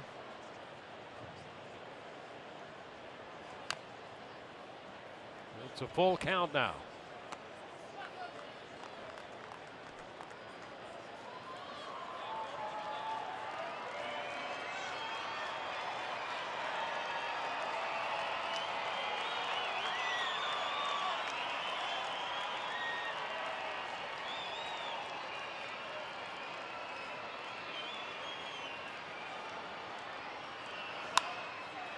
This one into right center. That's a base hit. Here comes Pierce. Big turn again. Souza hangs on at first with his second RBI single, and the Rays have a 7-2 lead. Might be time to get that bullpen going for the Rockies because De La Rosa has no answer. Too many pitches like this, just out over the plate. Souza Jr. inside out. Another one dropping into the outfield, another run for the Rays. They continue to build on this lead and take command of this game. Corey Dickerson, 1 for 2.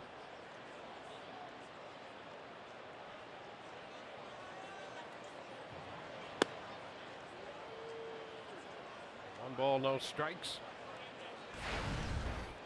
Rays with 2 outs today are 5 of 8. And they've come back to build a 5-run lead.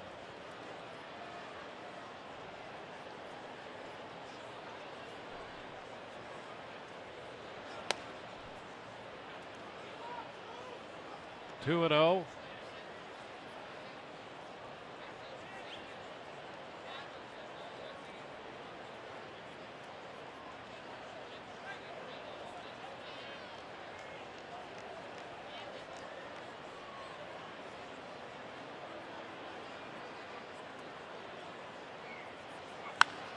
Baldwin down the right side. That ball is going to be a foul ball. Home run distance and then some, but foul. And the count goes out to 2-1.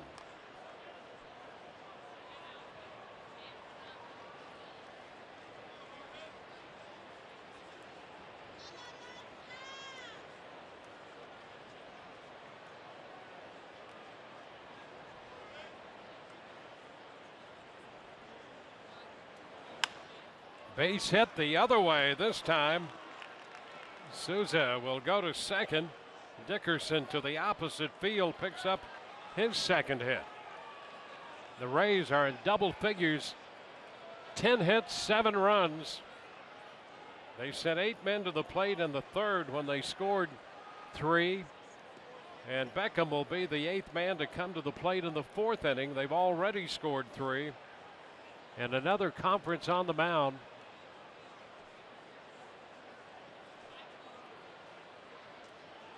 Well, there's not much to go over at this point. You're just trying to get another out and get this inning over with. And the Rays just continue to hammer away. Well, Duke Energy proud to support the Rays and Tampa Bay area veterans. Every game the Rays win, Duke Energy donates $1,000 to area agencies working in support of our veterans. Duke Energy powering Florida with more than just energy by supporting our veterans and local charities. Beckham is 2 for 2. An infield hit to third and a bloop single to right. Has a run batted in.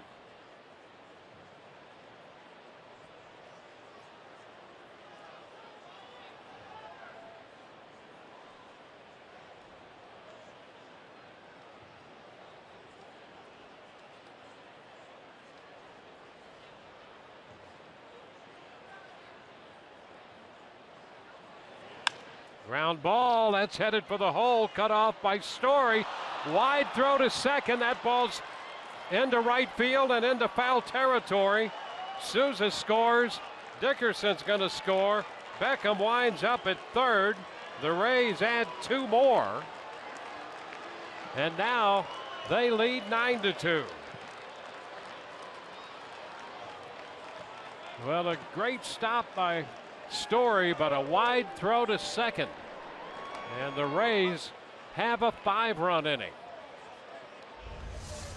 Well, you're right. Going over to his right, got a chance to get out of this inning, and you see the throw there to LeMahieu, nowhere near. And the slop continues. The Rays continue to take advantage. And now they've blown this game wide open. That ball well wide second base in LeMahieu's glove. Beckham winds up going all the way to third. He's going to get a base hit, an infield hit, an error, And no run batted in.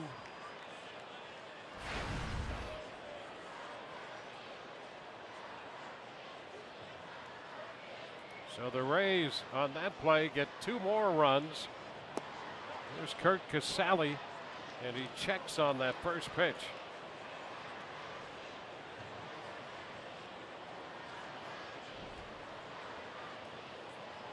So it's 9 runs on 11 hits for the Rays. A 5-run 4th inning. Casali at the plate.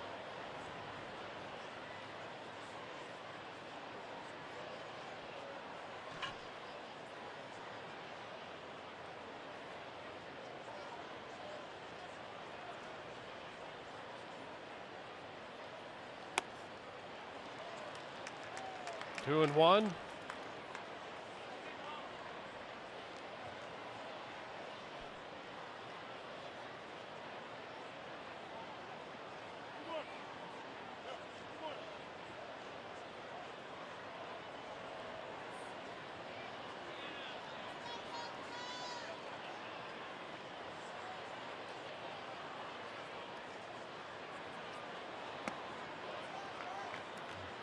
Check there.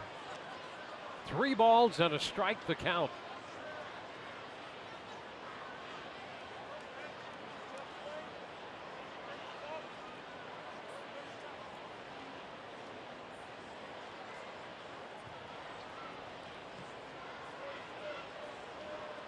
Rays scored 10 runs last night. They have 9 today.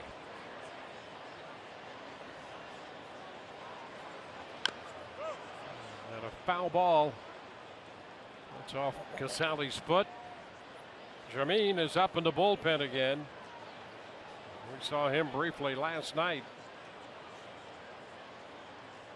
Rays got 3 runs off him in the 9th inning.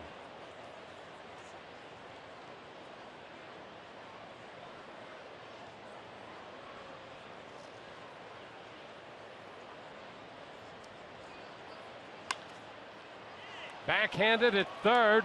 Arenado's throw to first. What a throw. And that retires the side. Great play there. 9 men come to the plate. The Rays score 5 and they lead 9-2.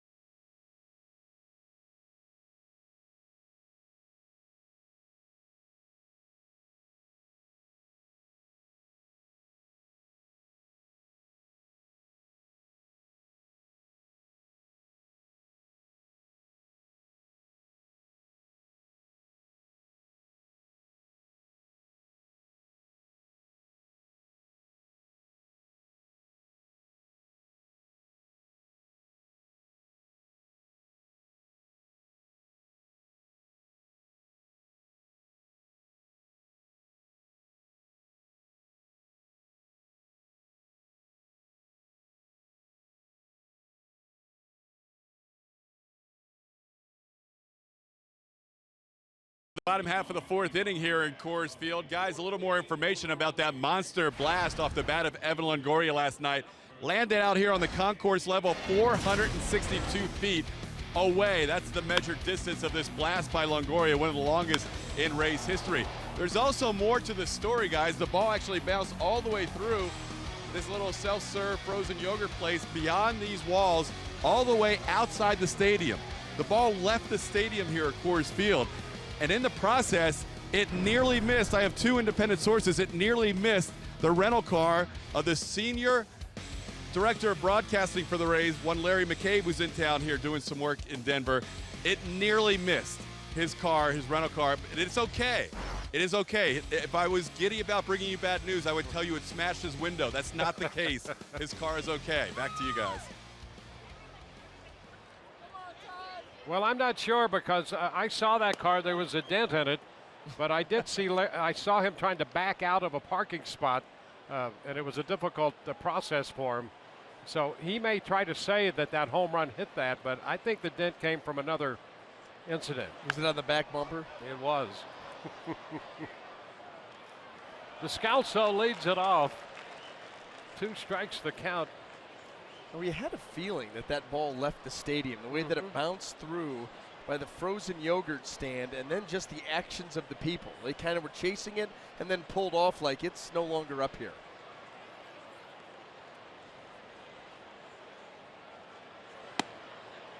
What that means is that there were witnesses who saw that that ball did not hit Larry McCabe's car. So that dent that's in the car, that rental car came from someplace else. Yeah. There are witnesses then. And by the way, they do the walk around. Yep. So they've got it documented if that dent was there or not. I wonder if he took the coverage. I hope he did. If not, it's going to be a hassle. Yep. He will not be happy. 2-2, and this one off Casali. Every day we see these catchers take a beating back there.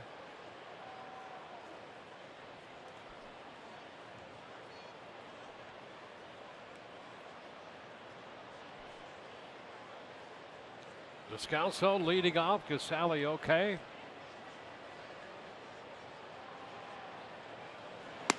Strike 3 called. Well, that starts the bottom of the 4th.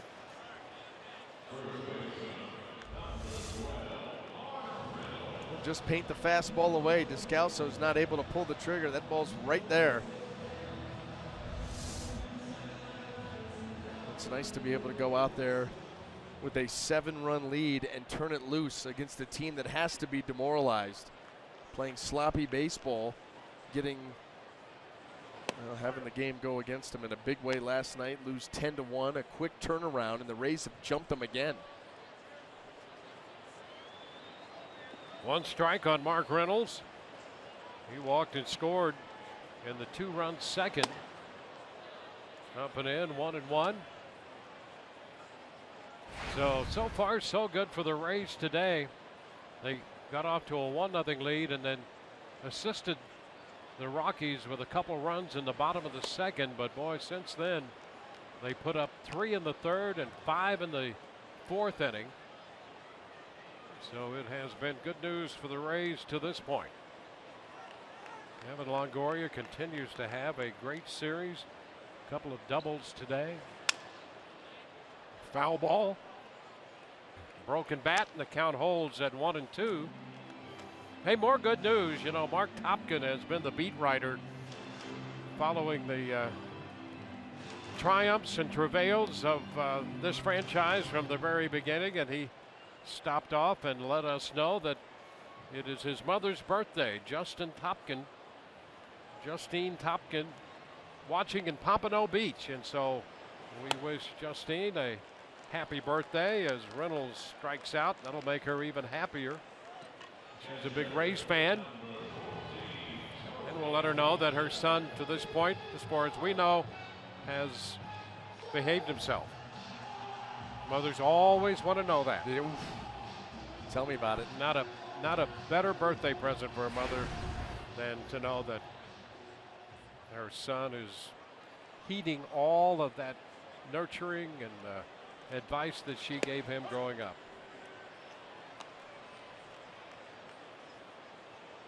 Pitch is a strike.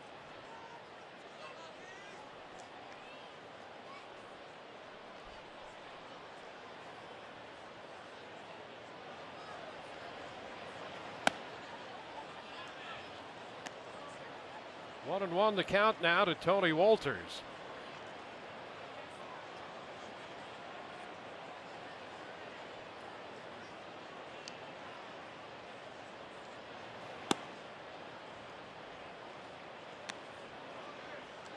Two strikeouts for Archer in this inning.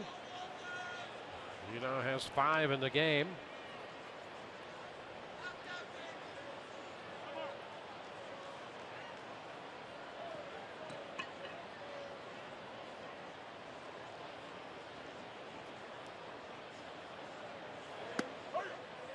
And now the count squares. 2-2.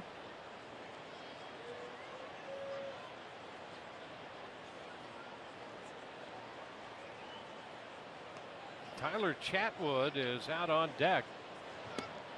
There's a swing and a miss. Wolters strikes out. Archer strikes out the side. 9-2 Rays.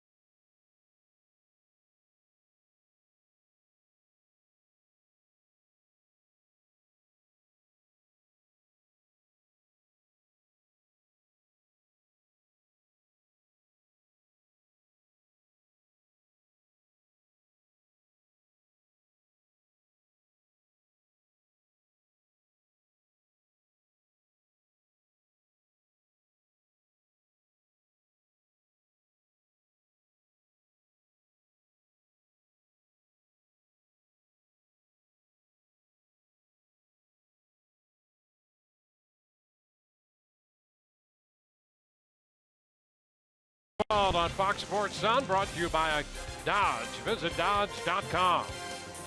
By Geico, 15 minutes could save you 15% or more on car insurance. And by your Southern Chevy dealers.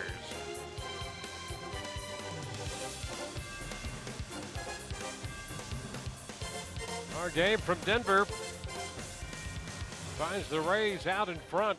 It's a 9-2 ball game. Gonzalez Germain on the pitch. De La Rosa gone. Archer hits it on the ground, backhanded by Reynolds, and he'll make the play. Unassisted, 1 pitch and 1 out here to begin the 5th inning. Rays got 3 runs, a walk, a double, and a home run off Germain last night in the 9th inning. And here's Logan Forsythe.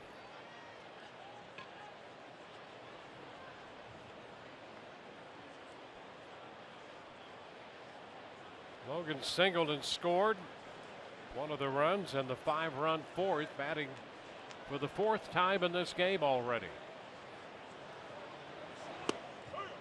Pitch is a strike.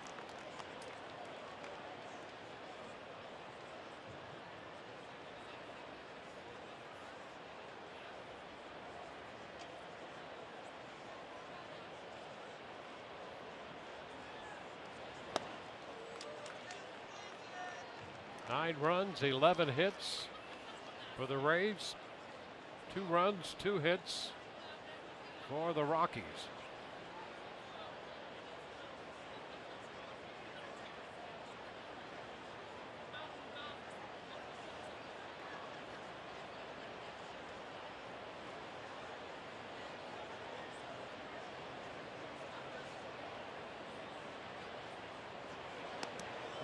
Forsythe hit by that 0-2 pitch. Tried to spin out of the way, and it got him anyway. This ball really darts up and in. Look at it just take off. Logan Forsythe trying to pull that left arm in. Fortunately, he's got that padding on the elbow right up there on top of the plate. Not enough to get out of the way and take your base. Here's Brandon Guyer, who was hit in the left knee by the starter De La Rosa. Ground ball. Story now in front of him, Arenado, and he shuffles his throw to second to get the force play down there. Arenado, he has so much range over there at third base. How many times in this series have we seen him cut in front of Trevor Story on a ball that you thought was destined to get to the Rocky shortstop? And no, look at that. Now it gets tough because you got a little option pitch. Nice job by LeMahieu to control that cleanly. So Guyer's aboard. Forsythe forced at second. And here's Evan. Down and away with that slider. Wolters sliding out himself to keep in front of it.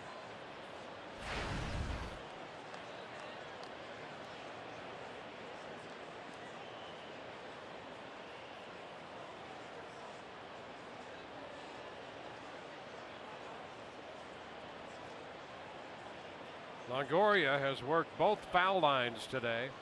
His RBI double in the first was up the right field line. Then he smoked one down the left field line that hit the wall about 2 feet from the ground. He's ahead in the count here, 2-0.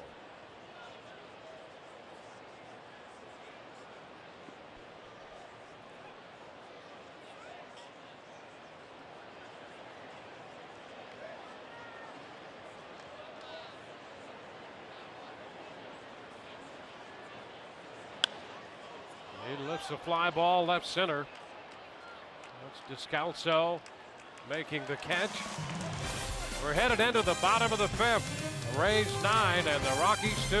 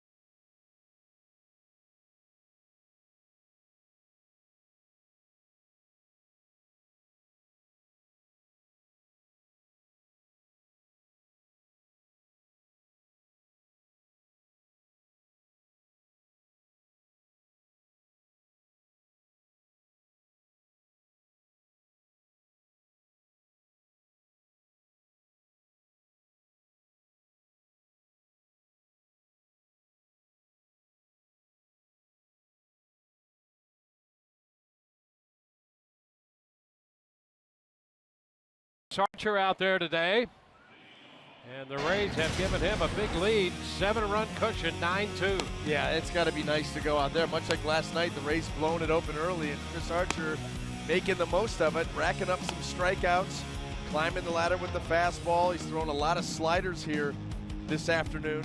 Struck out the side in his last half, and he'll go to work here to Jermaine.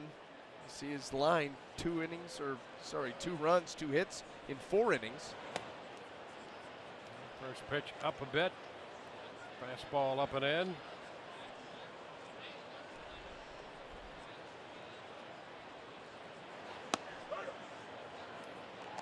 1-1.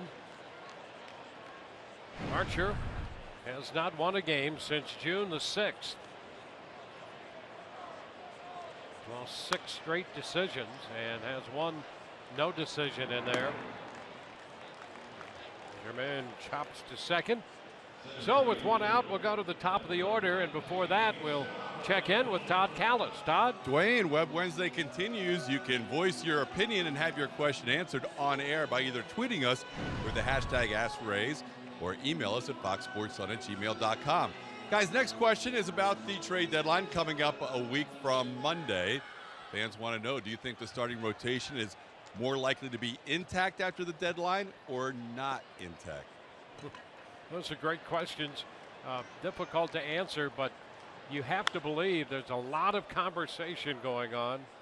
And here's the one thing that I think it behooves the Rays to stake out a position and not make a deal unless they are absolutely sure that they're getting a good package back for whatever deal they decide they're going to try to make. Blackman with a base hit into center. Souza over there in front of Geyer to pick it up. And so Blackman is aboard, 1 on, 1 out. I mean, I really believe they're in a position to use the leverage of some teams that need to improve to be in the race and have a shot at winning a division. So they need to be, I think they need to be hard lined with whatever deal they make. And if that's the case, it could very well be intact. You know, I mean, you never know. And obviously, the closer you get to the deadline, the more desperate, the more, you know, deals have a chance to be made. I mean, you just never know the needs of these teams. You know, the things that you read about nowadays, just from around the game. I mean, all around the game, not just the Rays, is that the asking price for starting pitching is through the roof. Nobody at this point willing to meet that price, and that's why you see a lot of relievers changing teams. Relievers, teams going after relievers as opposed to starters, because right now the asking price is just way too high. We'll see if the asking price comes down or teams are more willing to meet it the closer you get to the deadline, and that's still a little ways away. 2-1, and an interesting approach with trying to add bullpen help. I think everybody's always looking for that, but I think you do have to get to the point where you're asking how many innings can you afford to get or not to get from the rotation before it starts to take a toll. And we've seen that. It's been magnified here with the Rays. When the starting rotation did not give this staff the kind of innings they'd expected, the bullpen at least 3 times this year has been under extreme duress because of overwork. So if you're going to try to win a division and go down the stretch, are you going to take that roll of the dice? Well, that's the other question too, is who's available. You know what I mean? Who are the guys that are available? Are they that better of an option than what you already have or what you think you have? Ground ball back toward the middle. Down on the mound goes Archer as LeMahieu shoots a single right back over the top of the mound. They had Archer sprawled on the hill. 2 straight hitters that Archer was sprawled out over the mound. Blackman got him on a dive. This one gets him on get out of the way.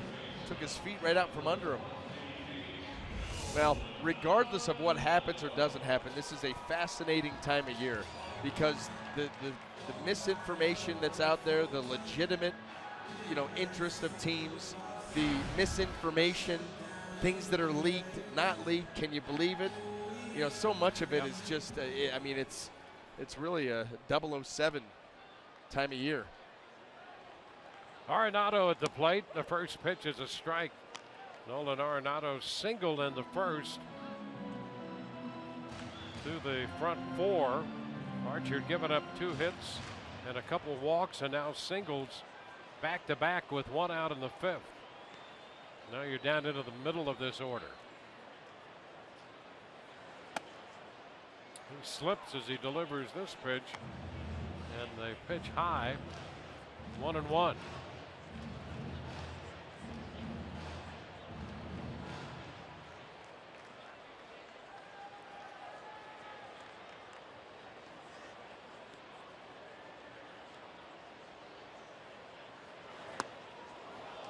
Big cut right there.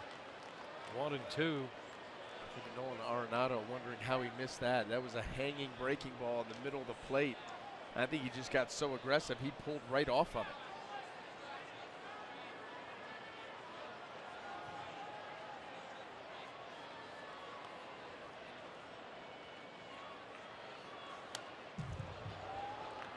Count still 1 and 2.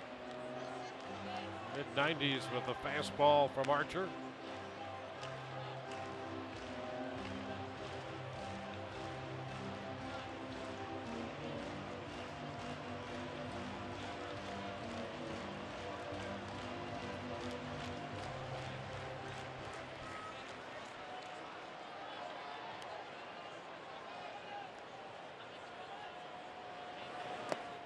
And he got him to chase.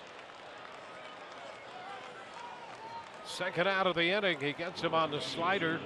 The 7th strikeout of the game for Chris Archer.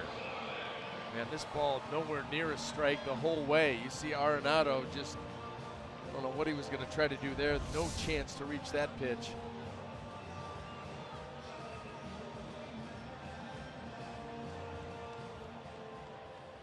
Well, he's come back to get a big out here. You know, it's 9-2. That's obviously a sizable lead, but in this park, it's not nearly as big as it is in other parks.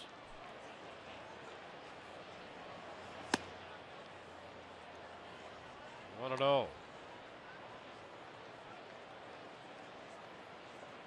That pitch by Archer, the 90th of the day.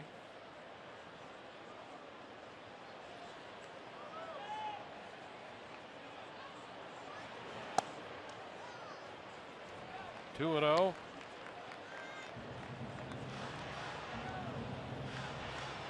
Chris Archer after his 5th win of the year.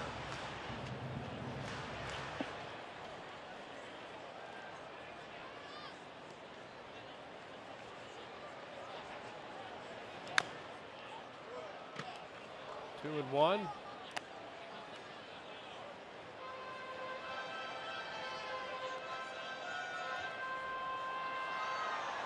Archer with 7 strikeouts in this game. That will give him 146 on the year.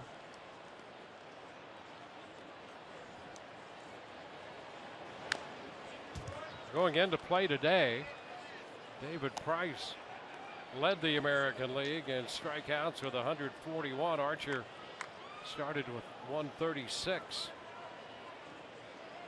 Kluber and Verlander each 130.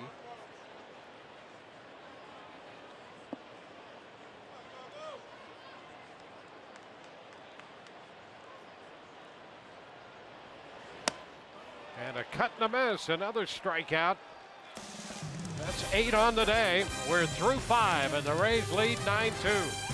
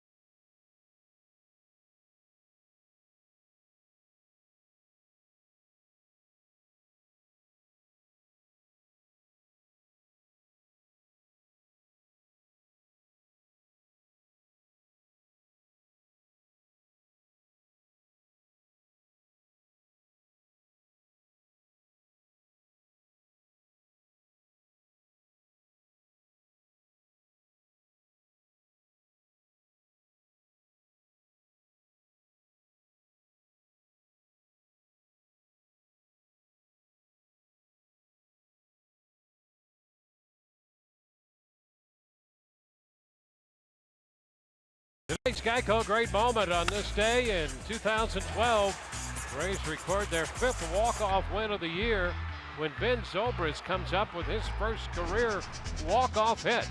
The triple of Seattle closer Tom Wilhelmsen. A walk-off triple in the 14th for Ben Zobrist.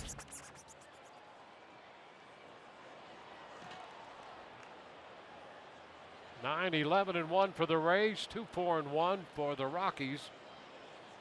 Steve Pearce, who doubled in a run and scored one in the 4th, takes the pitch for a strike.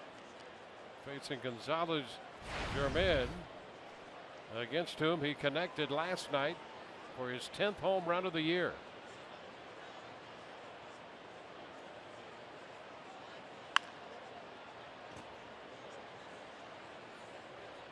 Oh, 2.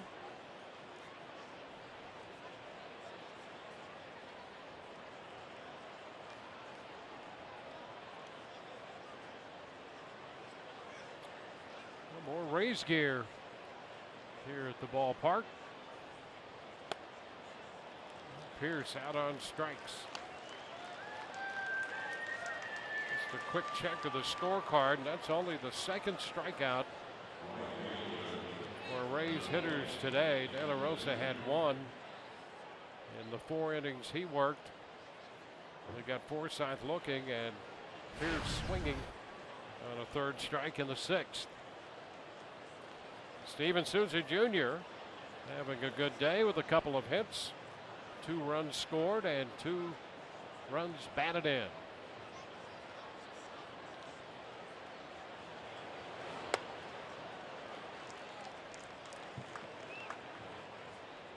The Rays swinging some hot bats. They're hitting a good number of balls hard.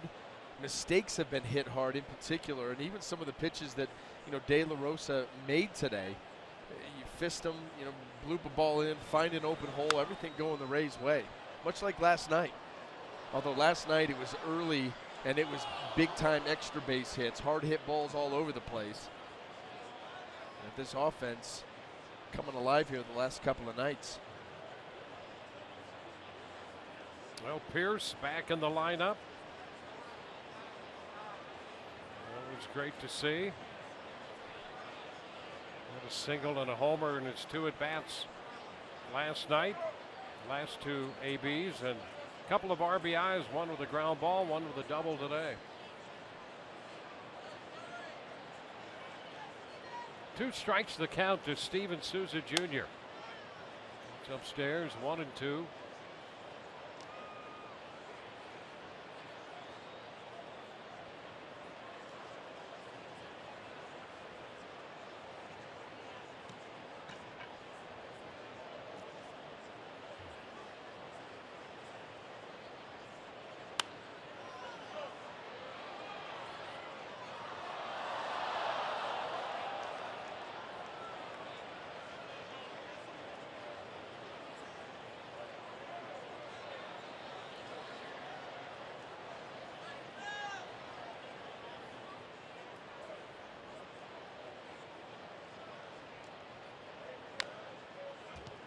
Still a ball, 2 strikes.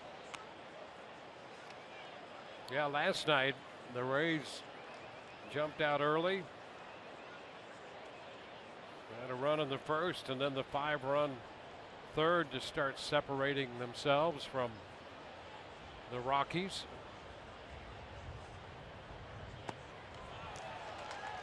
The chase, the slider, and Souza Jr. is out number 2.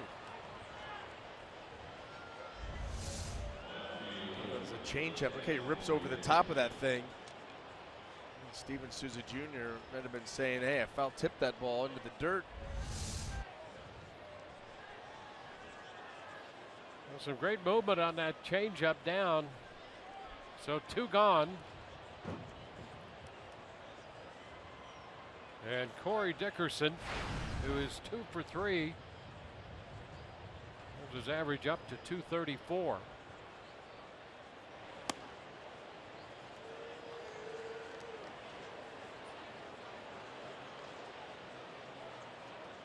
Well, the first 5 hitters in the lineup last night each had at least 2 hits and scored a run with an extra base hit and a run batted in. And in the history of the franchise, that's the first time the top 5 hitters have done something like that.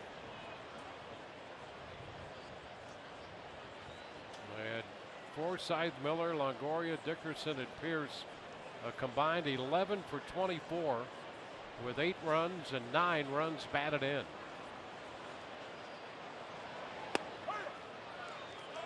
A strike to Dickerson. It's 2-1.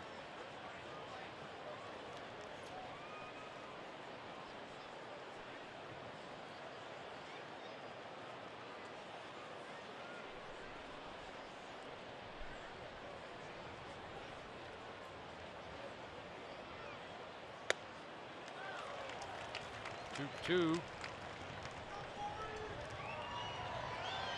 The wind kicking up a little bit. There's been some weather, some rain in the area. Had a lot of that last night.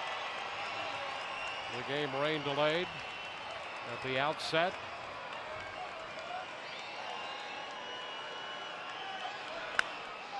Back into center field, well tagged. Blackmon to the track, he leaps, it's going to be over his head. Extra bases. Dickerson around second, heads for third. A 2-out triple for Dickerson, his 3rd triple of the year. Boy, that ball was well struck, but I thought Charlie Blackmon had a chance to make that play. You know, we've seen these Rocky outfielders really struggle in covering ground, which is so important, obviously, in this ballpark because the outfield is so big. But they just have not done a great job of being able to track balls down. And Charlie Blackmon kind of drifted on this ball, then tried to jump at the end and ended up a little bit short. You know, I have to imagine if you're an outfielder here and you're not gifted with great speed and just great natural ability to cover ground, you almost play this outfield under duress. That's what we've seen for 3 nights. Yep. Here's Tim Beckham. Pitches a strike. Yeah, they've had trouble getting the balls in the corner. You know, balls that are lined out into the gaps are just rolling to the wall uncontested. That play right there, you're thinking off the bat, yeah, he hit it good, but he's playing way deep. He's going to be back there to make it. Kind of drifted on it, jumped at the end, ended up a little bit shy. Well, Beckham, 3 for 3 in this game. A couple of infield hits and a bloop single. Came into the game hitting 175. Now he's pushing 200. Ottavino, who pitched 2/3 of an inning Monday, loosening in the bullpen.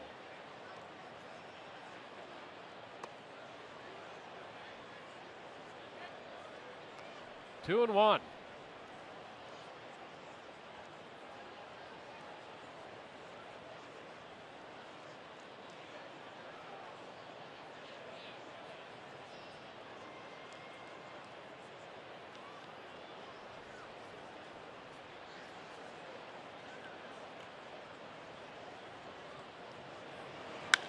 Ground ball through the hole. Base hit into left. Dickerson scores.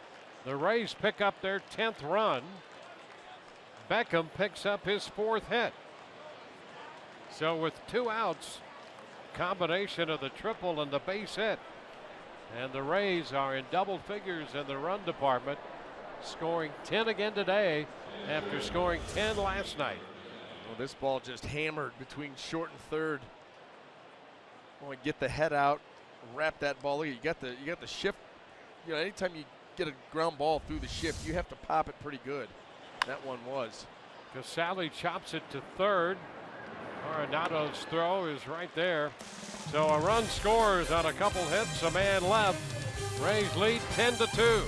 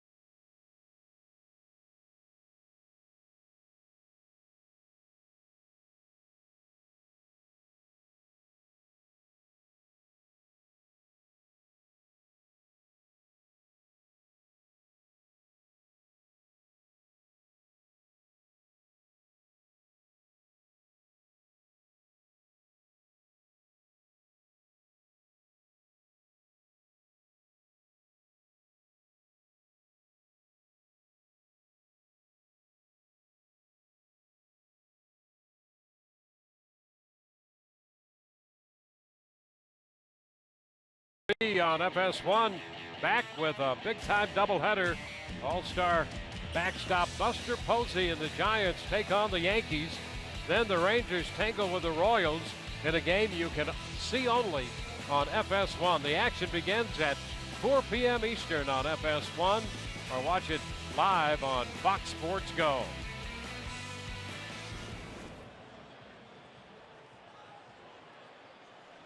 Rays fans in a celebratory mood here today. The Rays have opened a 10-2 lead.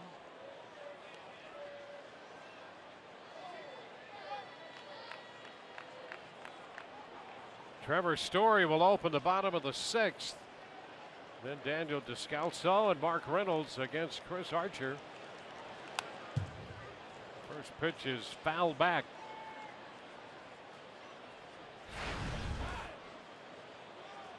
So 95 pitches for Archer. Here as he works in the 6th.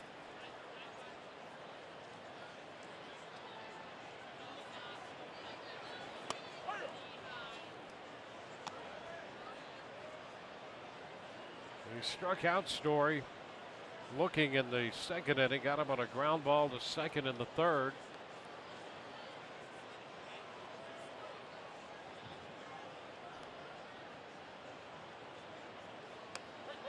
And there is strike 3 call. Got him looking on the slider. That'll be the 9th strikeout for Archer. Just a slider right there on the outside corner. Trevor Story takes strike 2 and strike 3 in that at-bat. I think this Rocky team has just been demoralized the last couple of ball games here against the Rays. They've taken control early with big innings. There's a strike to Descalso. You could feel the life gone from this team. And now it's just a matter of finishing the job. 145 strikeouts. He's atop the list in the American League. 1-1 to count.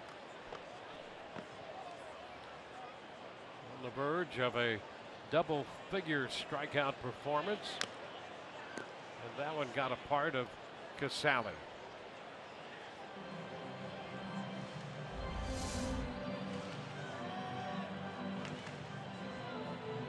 Right off the mitt and up the arm to the shoulder.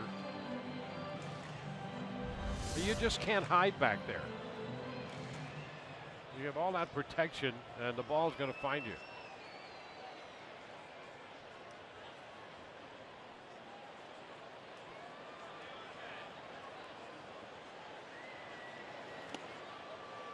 And a cut and a miss. Descalso will be out on strikes with a toss down to first. And double figures, 10 strikeouts today for Archer.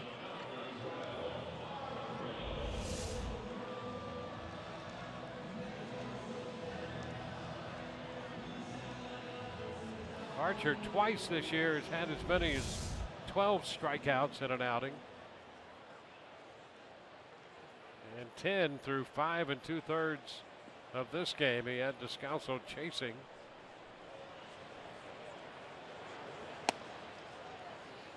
Strike 1 to Reynolds.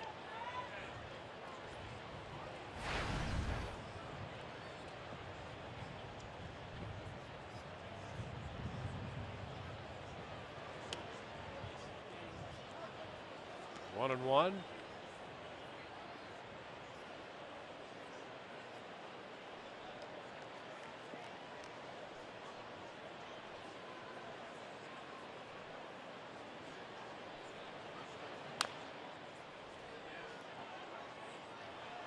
A ball, 2 strikes.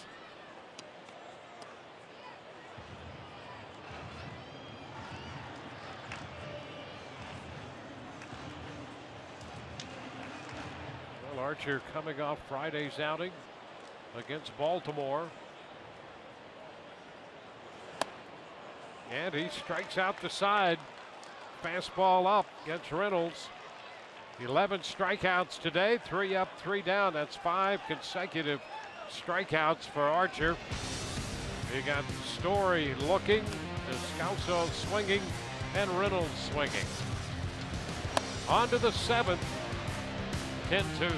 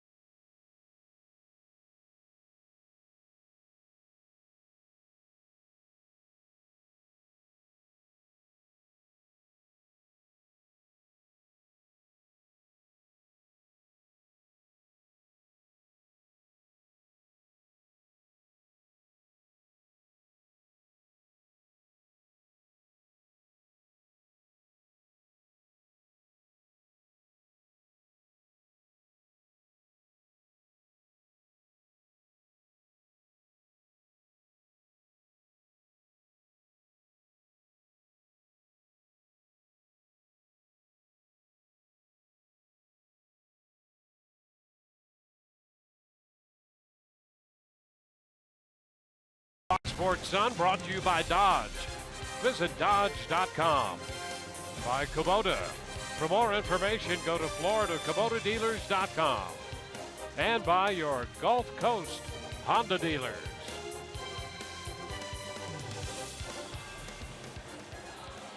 Six innings for Chris Archer. 105 pitches on the day with 11 strikeouts, a couple of walks, 4 hits, and 2 runs.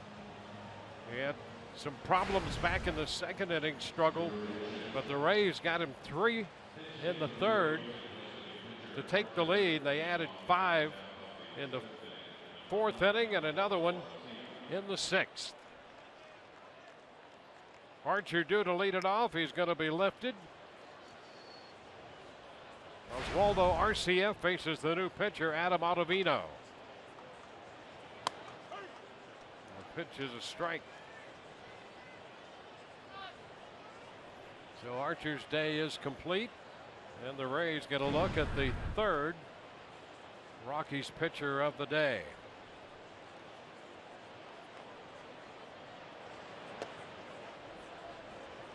One. Colorado got 4 innings from Jorge De La Rosa. The Rays got to him for 9 runs. They got 1 run in 2 innings of Germain.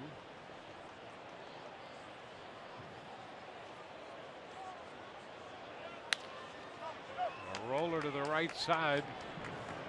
LeMahieu takes care of that. 1 away in the 7th. You gotta like the way that the Rays bats have come alive here the last couple of ball games. I mean, like it's like they're in pack mode. I mean, just one after the other, putting big innings together, not relying on the home run ball. Certainly, they've gotten a few of those, but just a lot of hits. 3, 4 in a row. Constantly putting and keeping the pressure on the opposing pitcher and defense. Had a couple of really nice games. Logan Forsythe looks at a strike. Ottavino is in the game here in the 7th inning on Monday night. Came in at a tough spot and got a couple of big outs when the Rays were trying to push their way back into the game. 0-2. Ottavino in that game struck out Forsythe and got Kiermaier on a ground ball, and that put the stops to a 3-run inning the Rays put together in the 7th. And at the time, the Rays had made it a 5-4 game, and Forsythe strikes out against them here in the 7th. Here's what's coming up tomorrow on Rays Live, the pregame show presented by your Gulf Coast Honda dealers. Jake Odorizzi on the hill for the Rays. We'll be hearing from the Rays right-hander, and Orestes Estrada will break down Stephen Vogt, the former Ray, and now the catcher in Oakland. Geyer fouls it and gets a piece of the catcher Walters.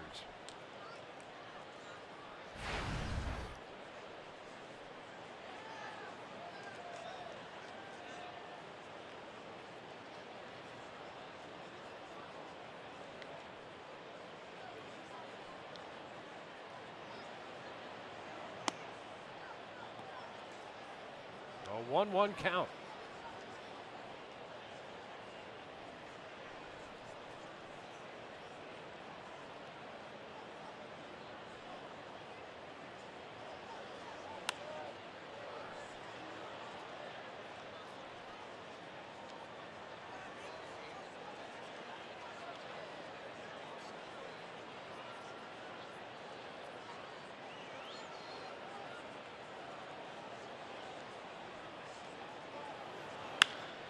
There's a ground ball, base hit. He got it past Story.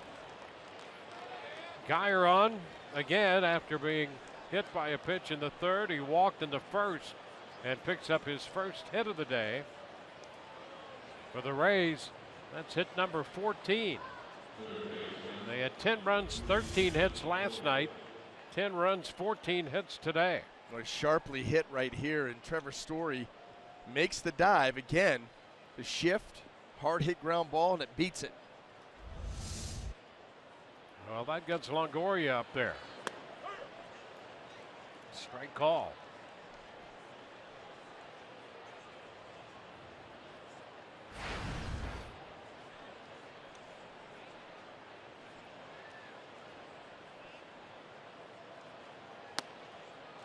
Ottavino had Tommy John surgery. That was in early May of 2015. And back pitching now.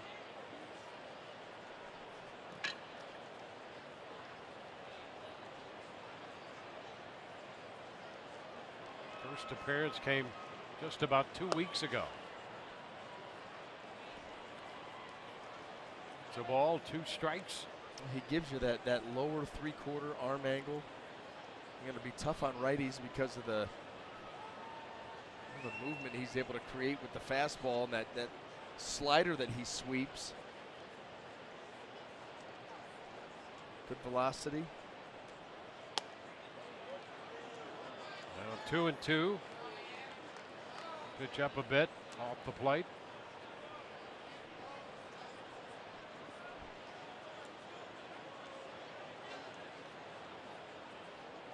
Steve Pearce on deck.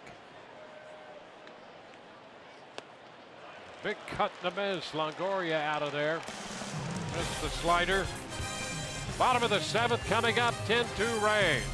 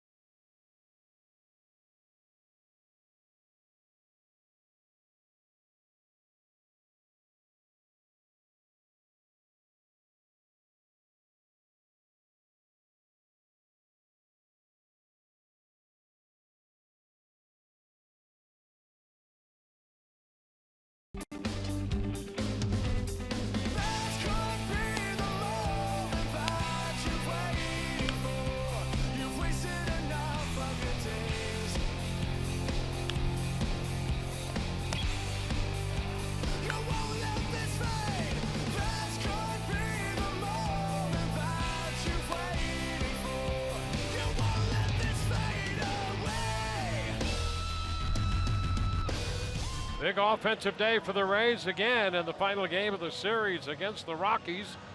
10 runs, 14 hits for the Rays.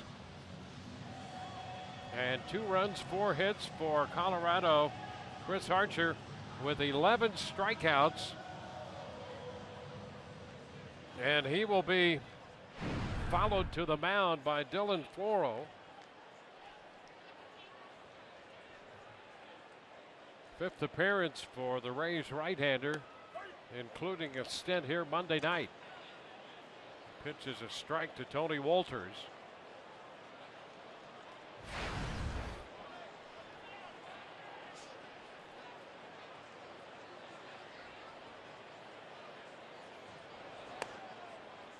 It's 1-1.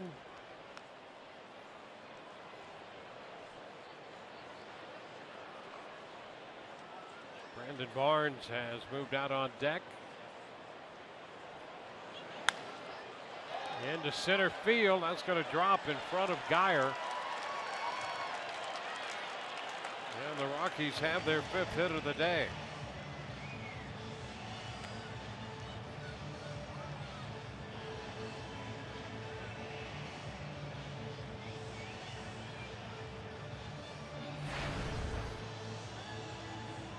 Floro worked the 7th and 8th innings of the game here on Monday. He was touched for a couple of runs, 3 hits.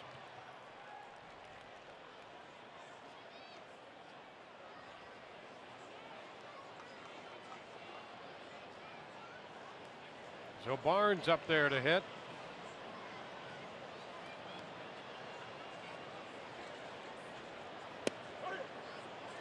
Floro throws him a strike.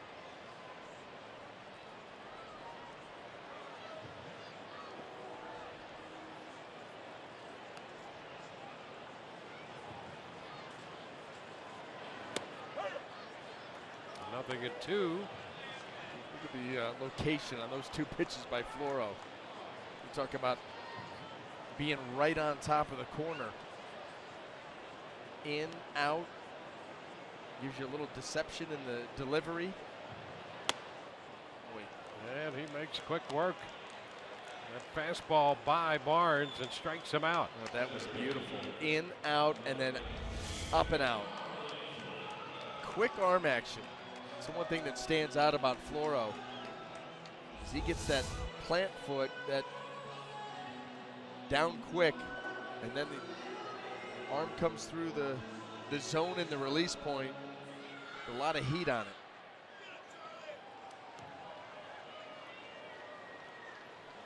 Now Charlie Blackmon. This one will skip past Casali, moving Wolters up to second base.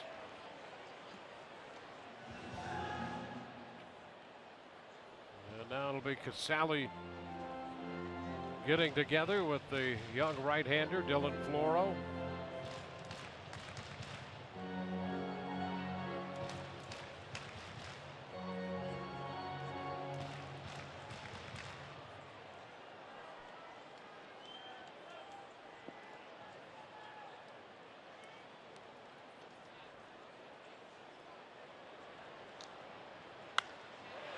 Lifted toward left center. Geyer back after it to make the catch, runs it down. Wolters back to second. He's there with 2 outs. DJ LeMahieu heads to the plate with a runner at second. Ottavino's been lifted for the pinch hitter, and Jake McGee is up in the bullpen for the Colorado Rockies.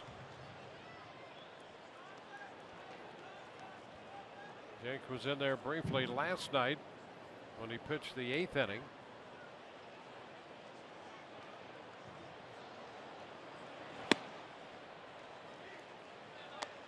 No ball, no strikes.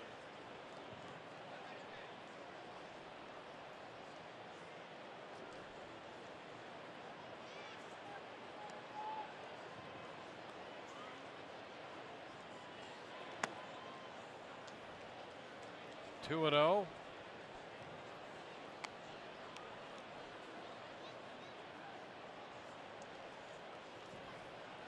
Those runs, the 2 runs Floro gave up in game 1 of this series Monday, came after an overturned replay review that would have ended the 8th inning, but the inning continued and the Rockies went on to put up 2 more runs. And they, as it turned out, were big runs. The Rays had closed the gap to 5-4, missed a couple of opportunities to cash in, and when the Rockies scored those in the 8th inning, it gave them a 7-4 lead to carry into the 9th, and that's the way that game ended. Rays bounced back, winning last night 10-1, lead 10-2 today. That's a ground ball, first base. It'll be picked up by Pierce. The toss to Floro retires the side, and we head into the 8th. 10-2 Tampa Bay.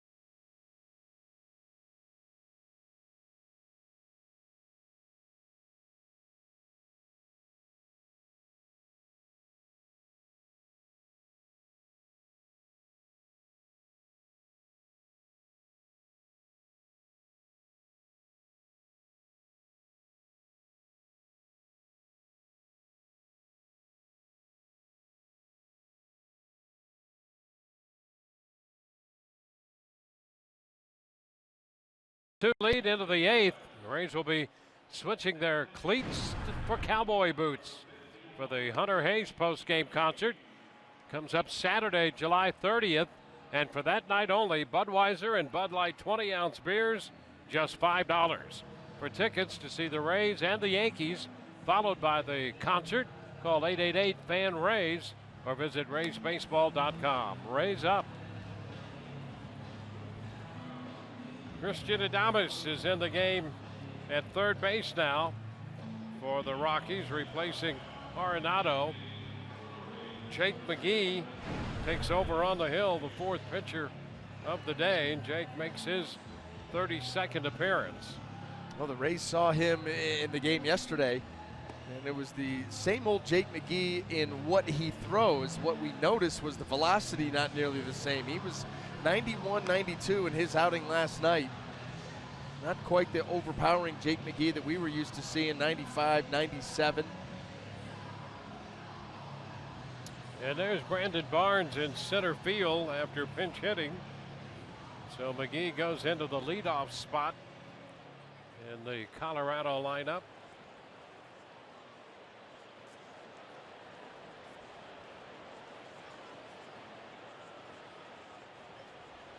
Well, they may put him in the 3rd spot. And Adames is now going to go into the leadoff spot because they entered at the same time.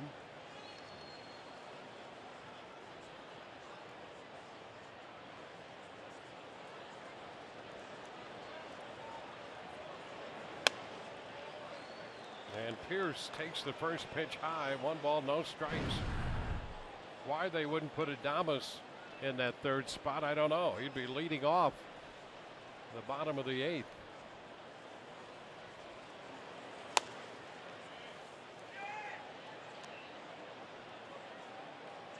2-0 the count.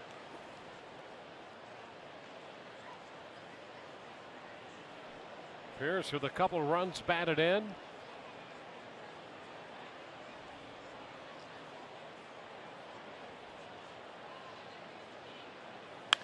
Hot shot, that's foul.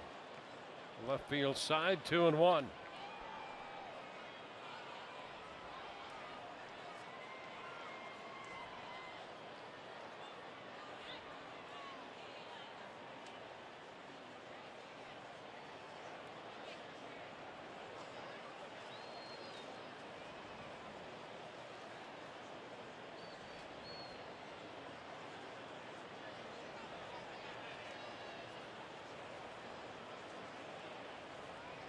Ten runs, 14 hits for the Rays.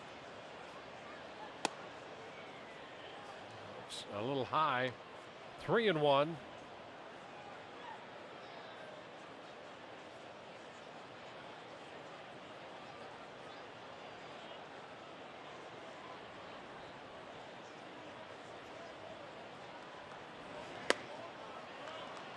Now a full count.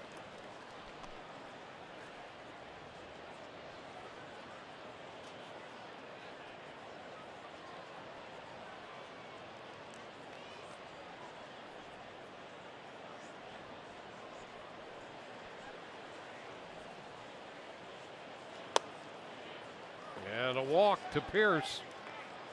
Leadoff pass in the 8th, and we'll check in again with Todd Kalas. Hey, Dwayne, you guys talked about Jake McGee and that fastball. I talked to him a couple times during this series. He said a couple of things have changed since he's been here. You guys showed the splits yesterday. He said his fastball doesn't really have much movement, and because of that, since the knee injury, look at that, since coming off the DL, hardly ever threw the slider. Didn't throw it with the Rays last year except for 11 times. Now all of a sudden, he's added that to the arsenal. We haven't seen it yet in these two nights very often, but he felt like he needed another pitch to go along with that mostly fastball that he showcased with the Rays, just because it hasn't been as effective.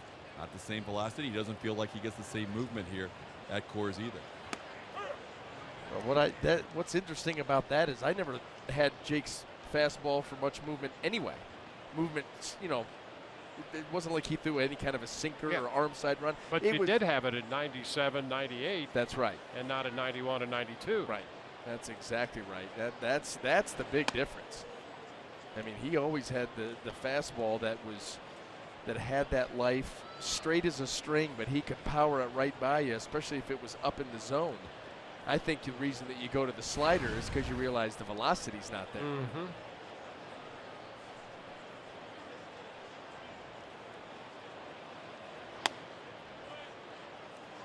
Now he's 2-1 with Steven Souza Jr.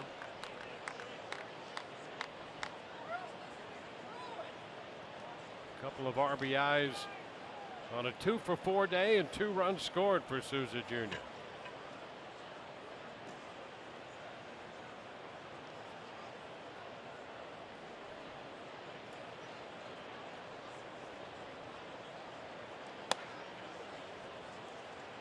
Three and one.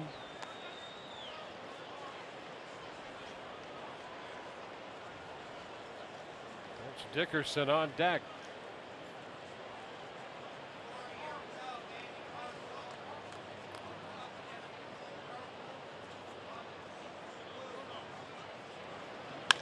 Ground ball, short. Double play, 6-4-3. LeMahieu in the middle. That erases the leadoff walk. He really couldn't have scripted that any better for the Rockies. That ball was hit very hard by Souza Jr., but right in a position for the Rockies to make that an easy turn.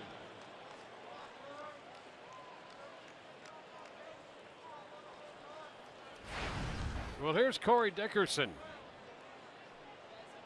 with a 3-hit day. Let's put those back to back. He had 2 singles and a double last night, 2 singles and a triple today. Getting that start out in left field against the lefty De La Rosa. Boy, he's turning it into a tremendous day. As he'll be pulling out with the team, leaving Denver, leaving Coors Field where he made his home. Good day to end on. Even better if he could do something here. Mm-hmm.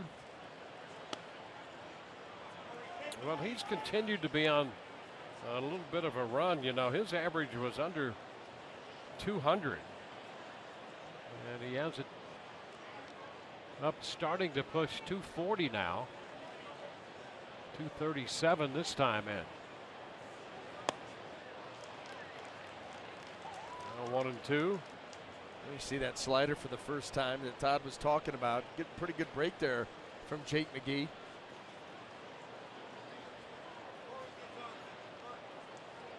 When he was with the Rays, the occasional breaking ball was the curveball. But up here, the slider seems to be the breaking ball of choice.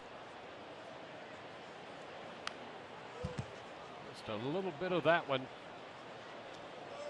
So Corey Dickerson keeps this at bat going with a 1-2 count.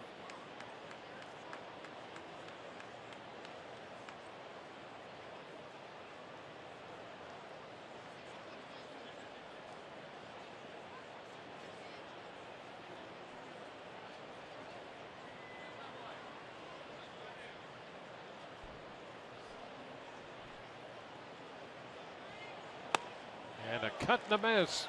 Fastball, that one in the mid-90s. He got it up to 95. We're headed into the bottom of the 8th. 10-2.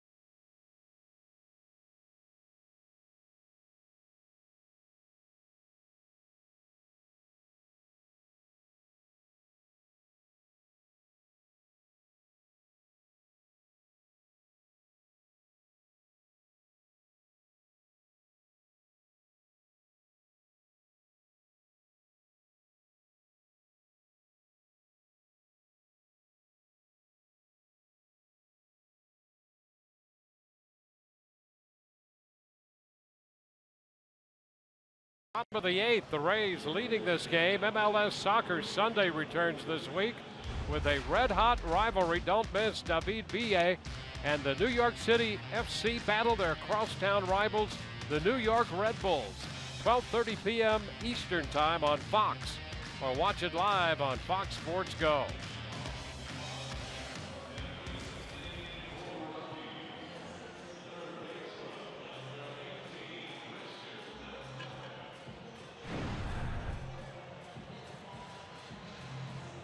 Well, here we go into the 8th inning, the bottom half, with Kevin Jepson on the mound for the Rays.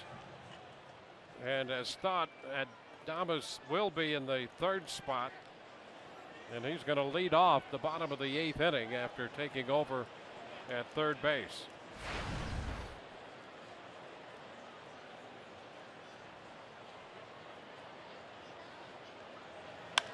Ground ball, and that's headed to short. Beckham up with it, and the throw to first. So 1 pitch, 1 out here with Kevin Jepson on the hill. Kevin Jepson coming back to the Rays, let go by the Twins. The Rays swoop in and sign him to help bolster this bullpen that has been under duress this year. You know, and really when you watch him throw, the stuff belies the numbers that he put up with the Twins. Not to mention the leadership and experience, the wisdom, wit and wisdom that he brings to that bullpen. Yeah, if you're in the bullpen, if you have wit, you need wisdom. If you have wisdom, you need wit. It's better off if you have both. That's it, and he does. Mid-90s fastball, too. That doesn't hurt. Yeah, that comes in very handy.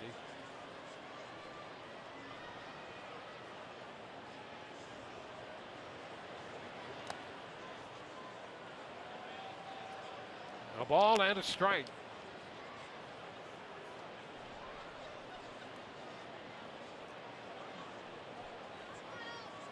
Last night the Rays had that big lead. Blake Snell worked 6, and then Matt Andriese pitched the final 3 to pick up his 3rd career save, even though it was a lopsided score. He gave the Rays the requisite 3 innings to qualify for a save.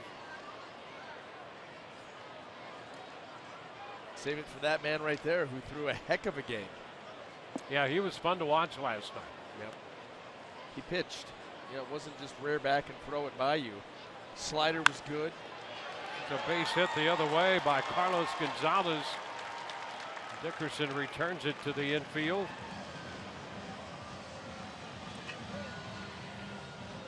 A little look back at last night. Blake Snell right there was that slider. Fastball elevated in the zone, always effective. How about that? Run curveball out about the 4th inning. Pick up a strikeout there on LeMahieu. And he just continued to pitch very, very well. Arenado with the slider. Another pitch up in the zone. 6 strong innings. He gave up 1 hit, 3 walks, 4 base runners, punched out 9. Did not give up a run. You talk about getting spoiled. You throw up a line like that at Coors Field, you did some great work. Trevor Story takes the pitch away. Fastball out of the zone.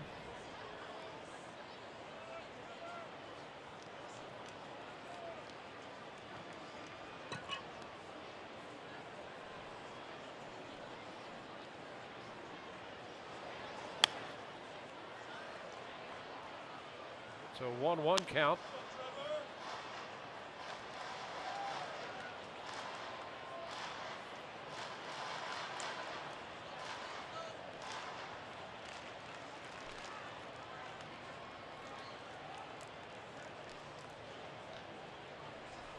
Story grounded out to second in the 3rd, in between a couple of called 3rd strikes. It's now 1-2.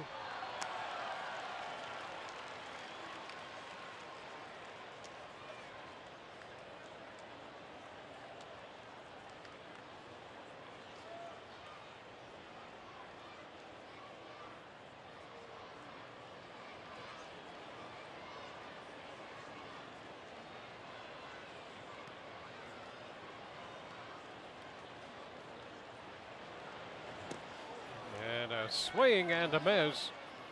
He's out on strikes. Gonzalez winds up at second base. Coming up, Rays Live, the postgame, presented by Checkers. Well, the Rays with an offensive explosion here the last couple of games at Coors Field. We'll hear Kevin Cash comment on that, and comments from the clubhouse as well.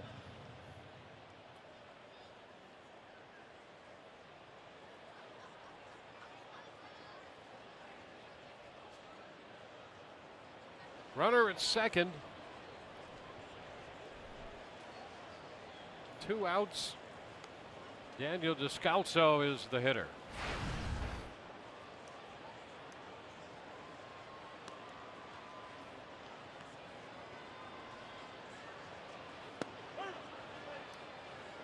To strike. On the topic of offensive explosions, what does it take to score 10 runs? Well, the Rays last night were 13 of 38. They're 14 of 37 in this game. So you combine those, that's a 360 clip. So if you hit 360 every day, you got a pretty good chance of scoring 10 runs a game. Average double digits. And that's a big number. But you know what? You watch the games, and it's not surprising. There have been mistakes made by Rocky pitchers. The Rays hitters have been all over them. And it's obviously a lot more than one guy getting involved. Base hit into left. Gonzalez will head to the plate. And Descalso Gets a run on the board for the Rockies to make it 10-3. That's his second hit of the game.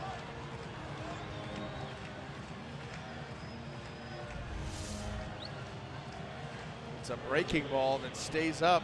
Descalso just slices it into left field.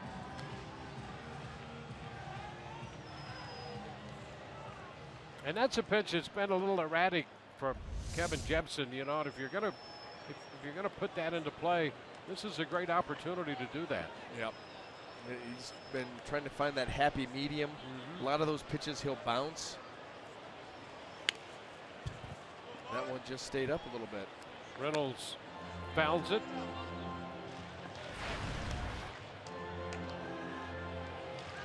So 3 runs, 7 hits for Colorado, and the Rays have 10 runs, 14 hits.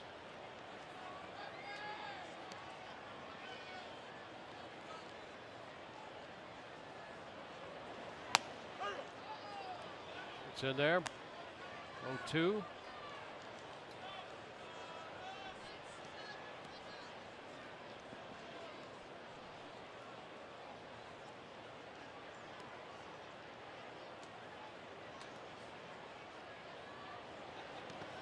Covered up by Casale. See, there's that breaking ball that he's trying to get to the bottom of the zone that he just spins out straight into the dirt. The previous one that was left up gets hit into left field, just having trouble finding some middle ground. This pitch right out of the hand, you know it's a ball.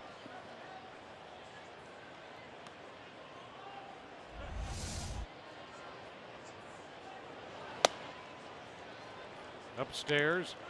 Now 2-2.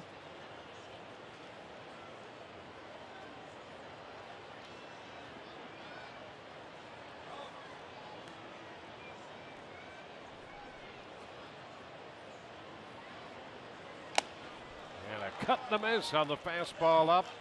Reynolds strikes out. We're headed into the ninth in a 10-3 Rays lead.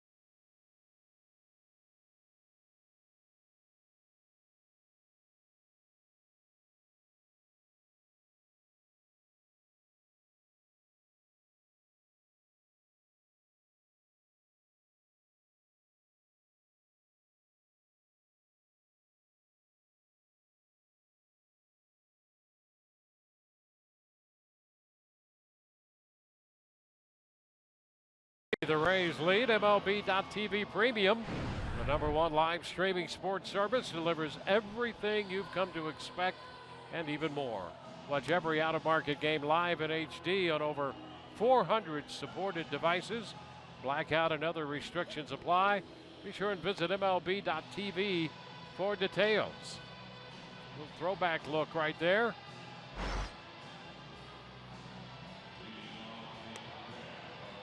I think that throwback was a Rocco Baldelli jersey. Part of the Rays staff. Yep. It's current.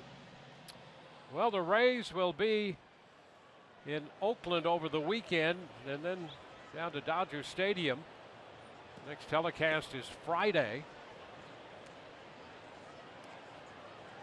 Tim Beckham will lead off against Carlos Estevez, making his 36th appearance. And Beckham today is 4 for 4. Takes a strike. Yeah, not often you get to stroll to the plate with a chance at a 5-hit day in the big leagues. Beckham has pushed his average over 200 with this day.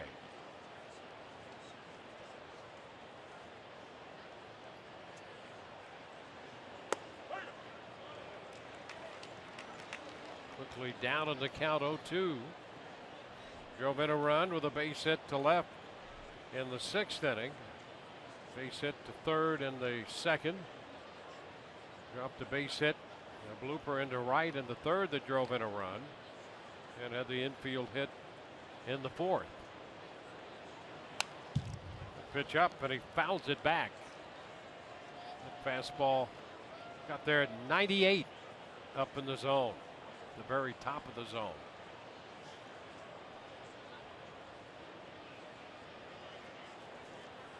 Curt Casali will be next.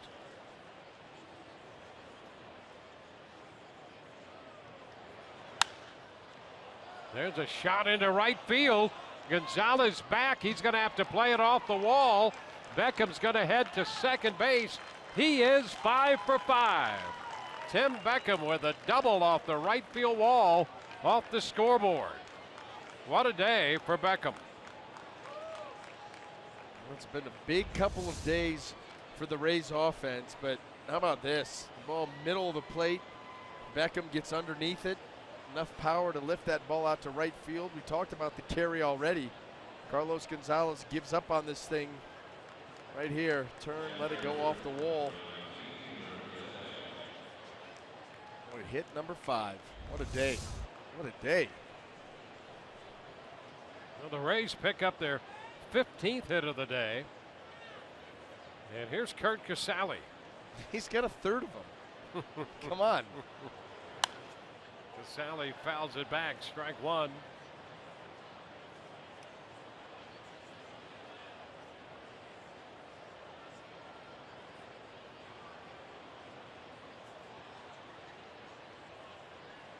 Well, the Rays last scored in the 6th when Dickerson tripled and Beckham singled him home. Here in the 9th, Beckham has doubled. Casali fouls one out of play. 0-2. Beckham had any number of 2-hit games in his brief career, but he has reached far beyond that today. 5 for 5. And there's strike 3 called on Curt Casali.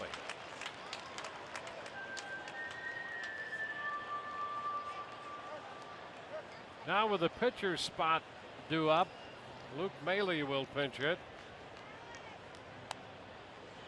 So Jepson came on, pitched an inning, gave up a couple hits and a run, 2 strikeouts.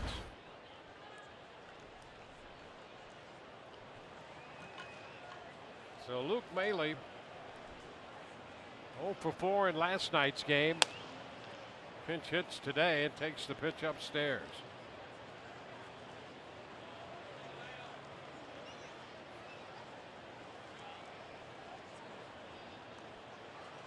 Kenny Romero up in the Rays bullpen.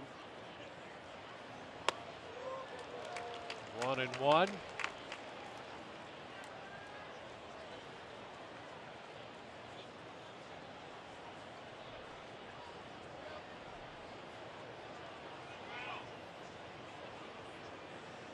Estevez is pitcher number 5.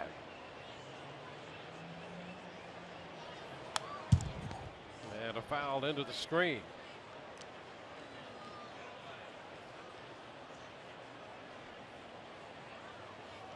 Rays got 9 runs off Jorge De La Rosa.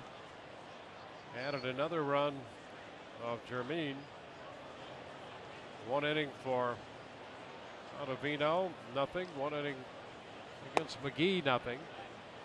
Estevez in here with a man at second and 1 out in the 9th, and a 2-2 count on Luke Maile.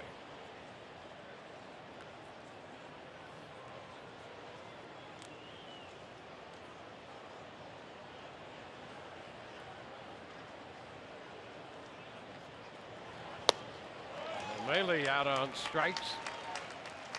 Back-to-back strikeouts, one looking, this one swinging.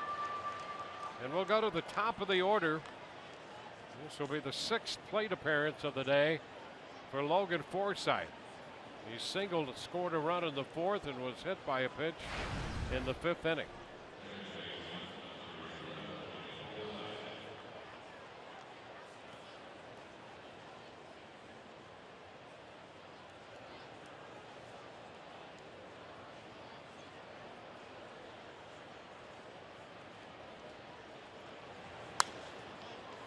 Headed out of play.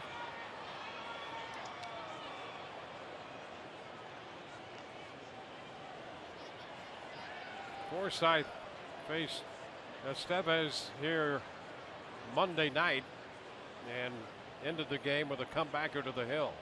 That was the 7-4 Colorado win. It's 1-1 right now.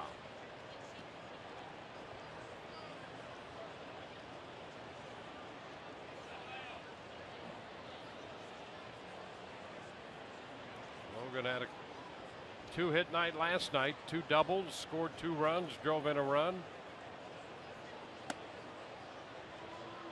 There's a ball high, 2-1.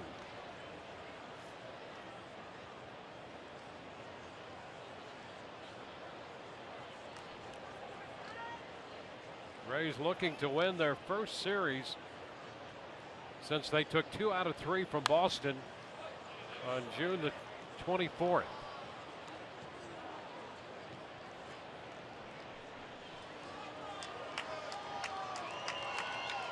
Two and two the count.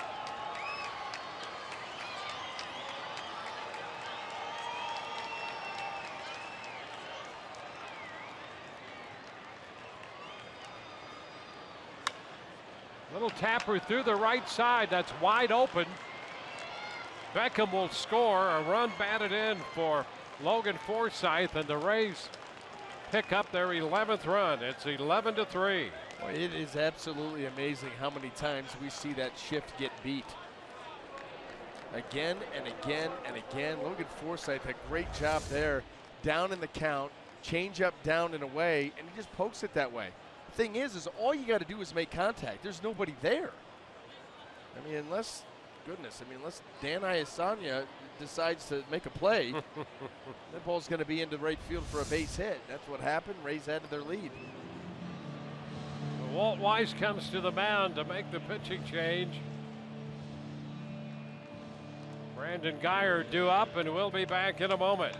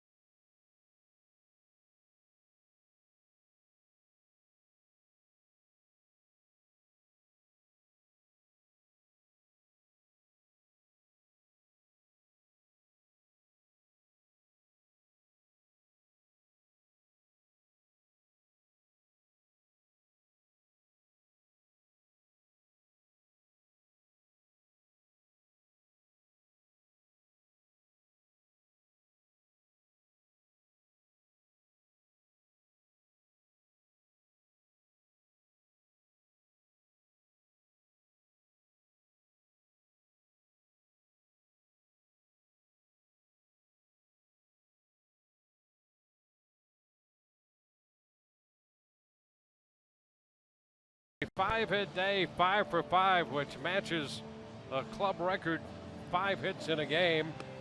It's been done numerous times by the Rays, and Beckham now the most recent. Prior to that, last September, Mikey Matuk had a 5-hit game. Julio Lugo the first back in '04. Carl Crawford, Tomas Perez, Melvin Upton Jr., Jeff Keppinger, Ben Zobrist, Matt Joyce, Montauk last year, and now Beckham here today in Denver. The new pitcher's Boone Logan, veteran lefty. And Brandon Guyer faces him. Pitch inside. Boone Logan putting together a nice year here for the Rockies. He had rate .284, 25 and a third innings, covering 37 games. Situational type guy. 1-1. Rays have 11 runs and 6 hits.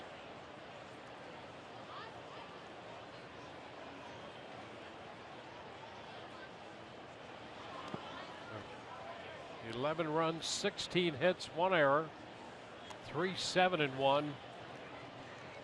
for Colorado. Rays had 18 hits against Boston on the 27th of June and 16 hits today. 2-1.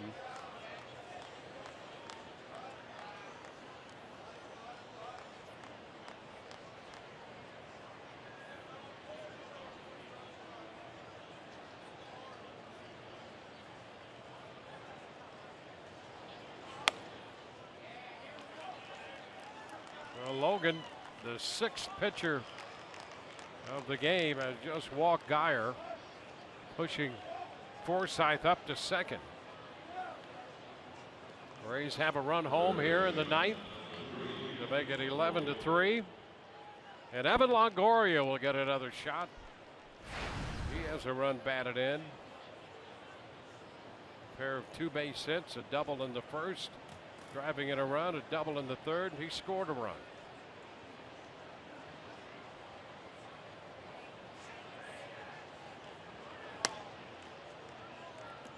There's a ball outside.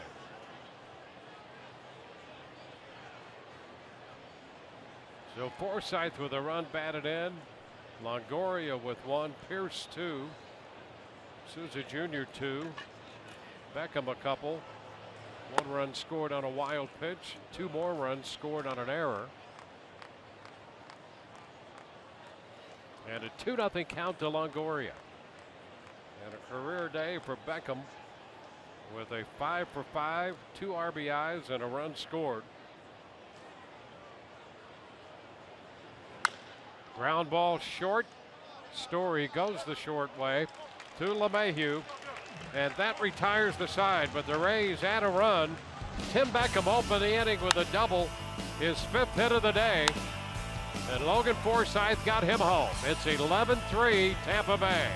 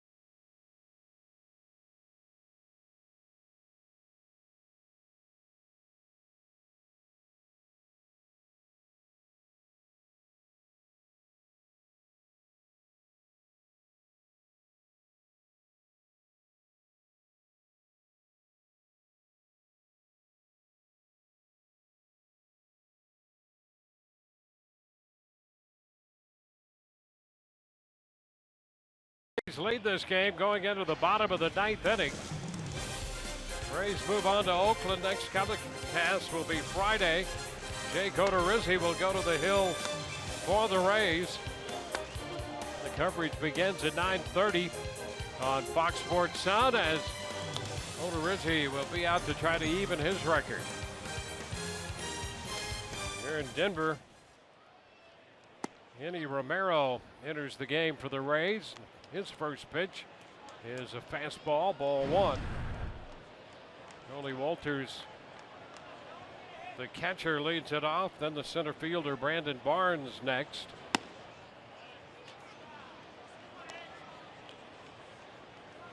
Archer for 6, Floro an inning, Jepson an inning. Bailey getting some time over there at first base. 3 straight misses here by Henny Romero. Well, this is not what you want to see. You got an 8-run lead, the 9th inning. You're down at the bottom of the order. Pump that zone. There's a strike.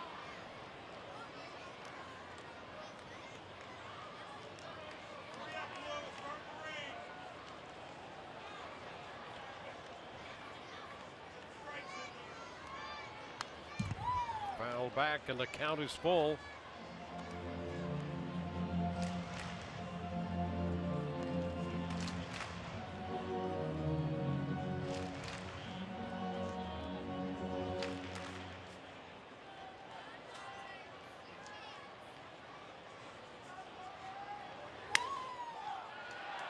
Base hit into center.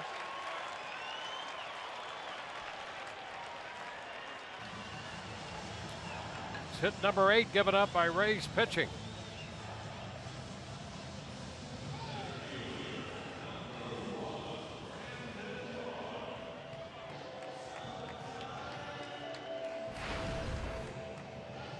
And here's Barnes.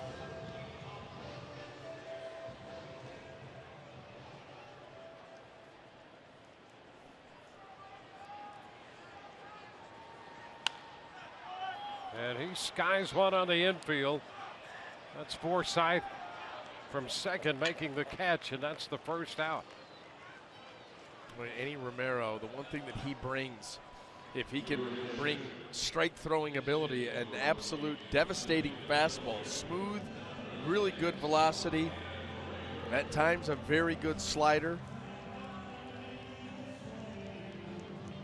But the whole key for him is to come in and pound the zone. And usually with Henny, it's all or nothing. Really struggles with command, where he comes in and makes it look easy.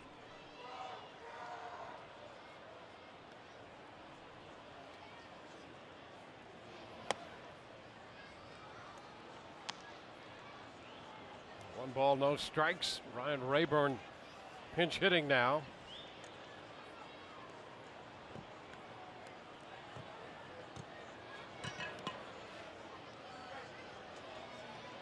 And Romero is behind him 2-0.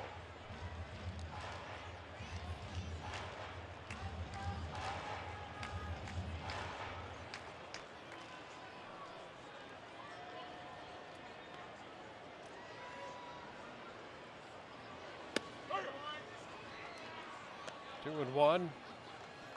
Rays trying to close out a series victory. Going back to that series against the Red Sox starting the 27th of June.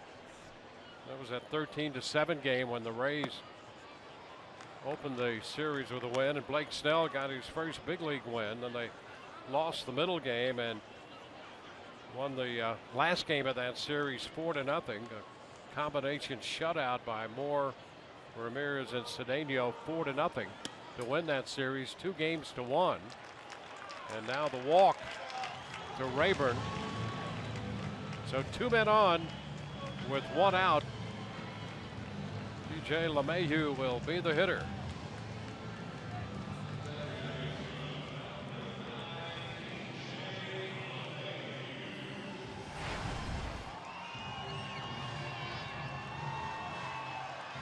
LeMahieu is 1 for 4.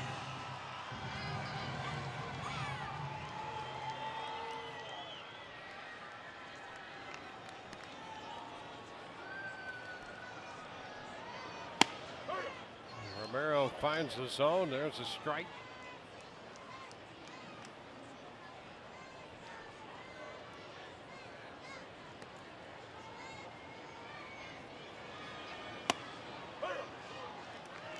Oh, two quick strikes now.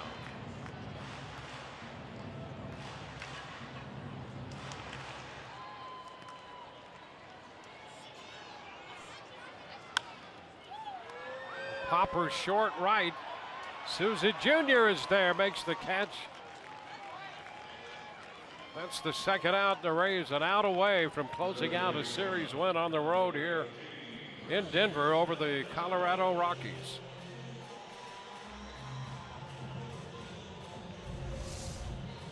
Adames will be the hitter.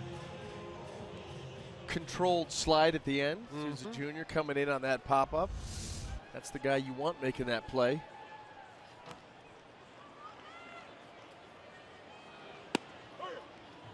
Adames grounded out to short in the 8th and takes a strike right here.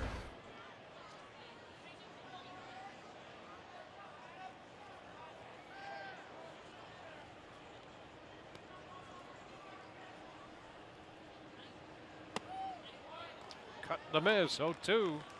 One strike away. We've seen a couple of good sliders here by Eddie Romero.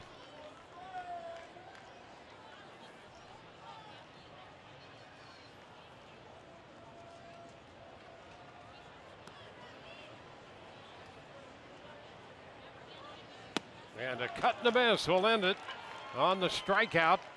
The Rays win this one 11-3. In the 9th, no runs, a hit. Couple men left. So the Rays in this game score 11, leave 10, and defeat the Rockies 11-3. 11-16-1 with 10 left. For Colorado, 3-8-1 with 9 left.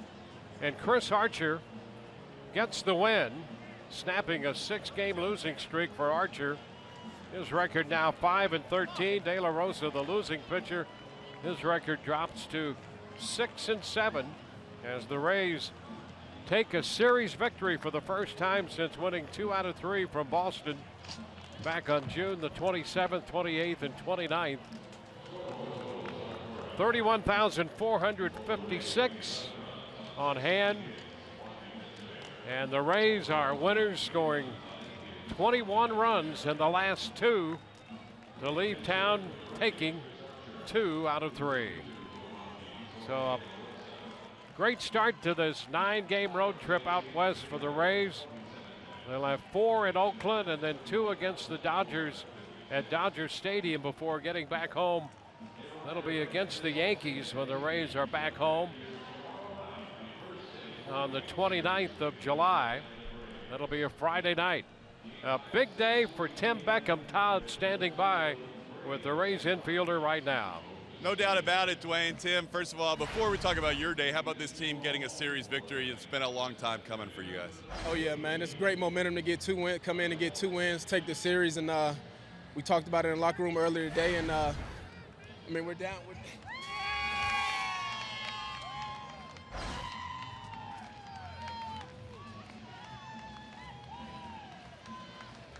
You good? Oh, yeah, I'm good. All right, take a step back here so we can see you. So, yeah, you said you were down after the first game, but we were able to come back?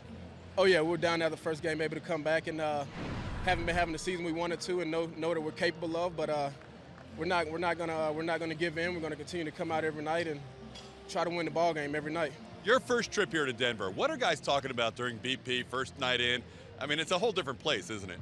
It is, and you hear, like you said, it's my first time. You hear people talking about how the ball flies, and just want to stay within myself each at bat and try to stay short and direct to the ball and see what happens after that. I thought you had good at-bats in that game Monday. Did you feel like that carried over today? Were you feeling pretty good in this series? Oh, yeah. Anytime you put together long at-bats, 10-pitch at-bats off a pretty good pitcher and give yourself momentum and you're ready for the next time to step in the box. So just going off that momentum, hopefully we can keep this going and looking forward to going to Oakland and taking some games from them. I know there's kind of a superstition when pitchers have a no-hitter going. Does anybody say anything to you? Does anybody know you had 4 hits going into that last AB and say, hey, why not get a 5th today? Yeah, people knew. And, I mean, I just didn't want to I didn't want to try to do too much, and I wanted to see a pitch in the zone, and didn't want them to get me to chase this pitch and see something I can work with. And got down 0-2, and I was capable to get a pitch I can do something with. So, you know, it's a good day at the office.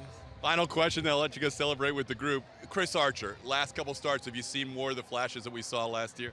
Oh yeah, definitely. And like you said, each outing, man, he can build off that and keep that momentum going, and it'll be great for our team. We need him. Nice job today, Beck. Thank you. All right, guys, Tim Beckham, 5 hits. Back to you. All right, Todd Beckham, the 9th Ray to do that.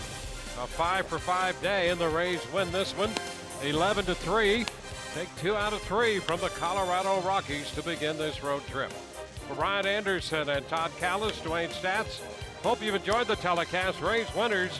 Next telecast will be Friday from Oakland. Coverage beginning at 9:30. Rays Live, the postgame, presented by Checkers, comes your way next. See you there.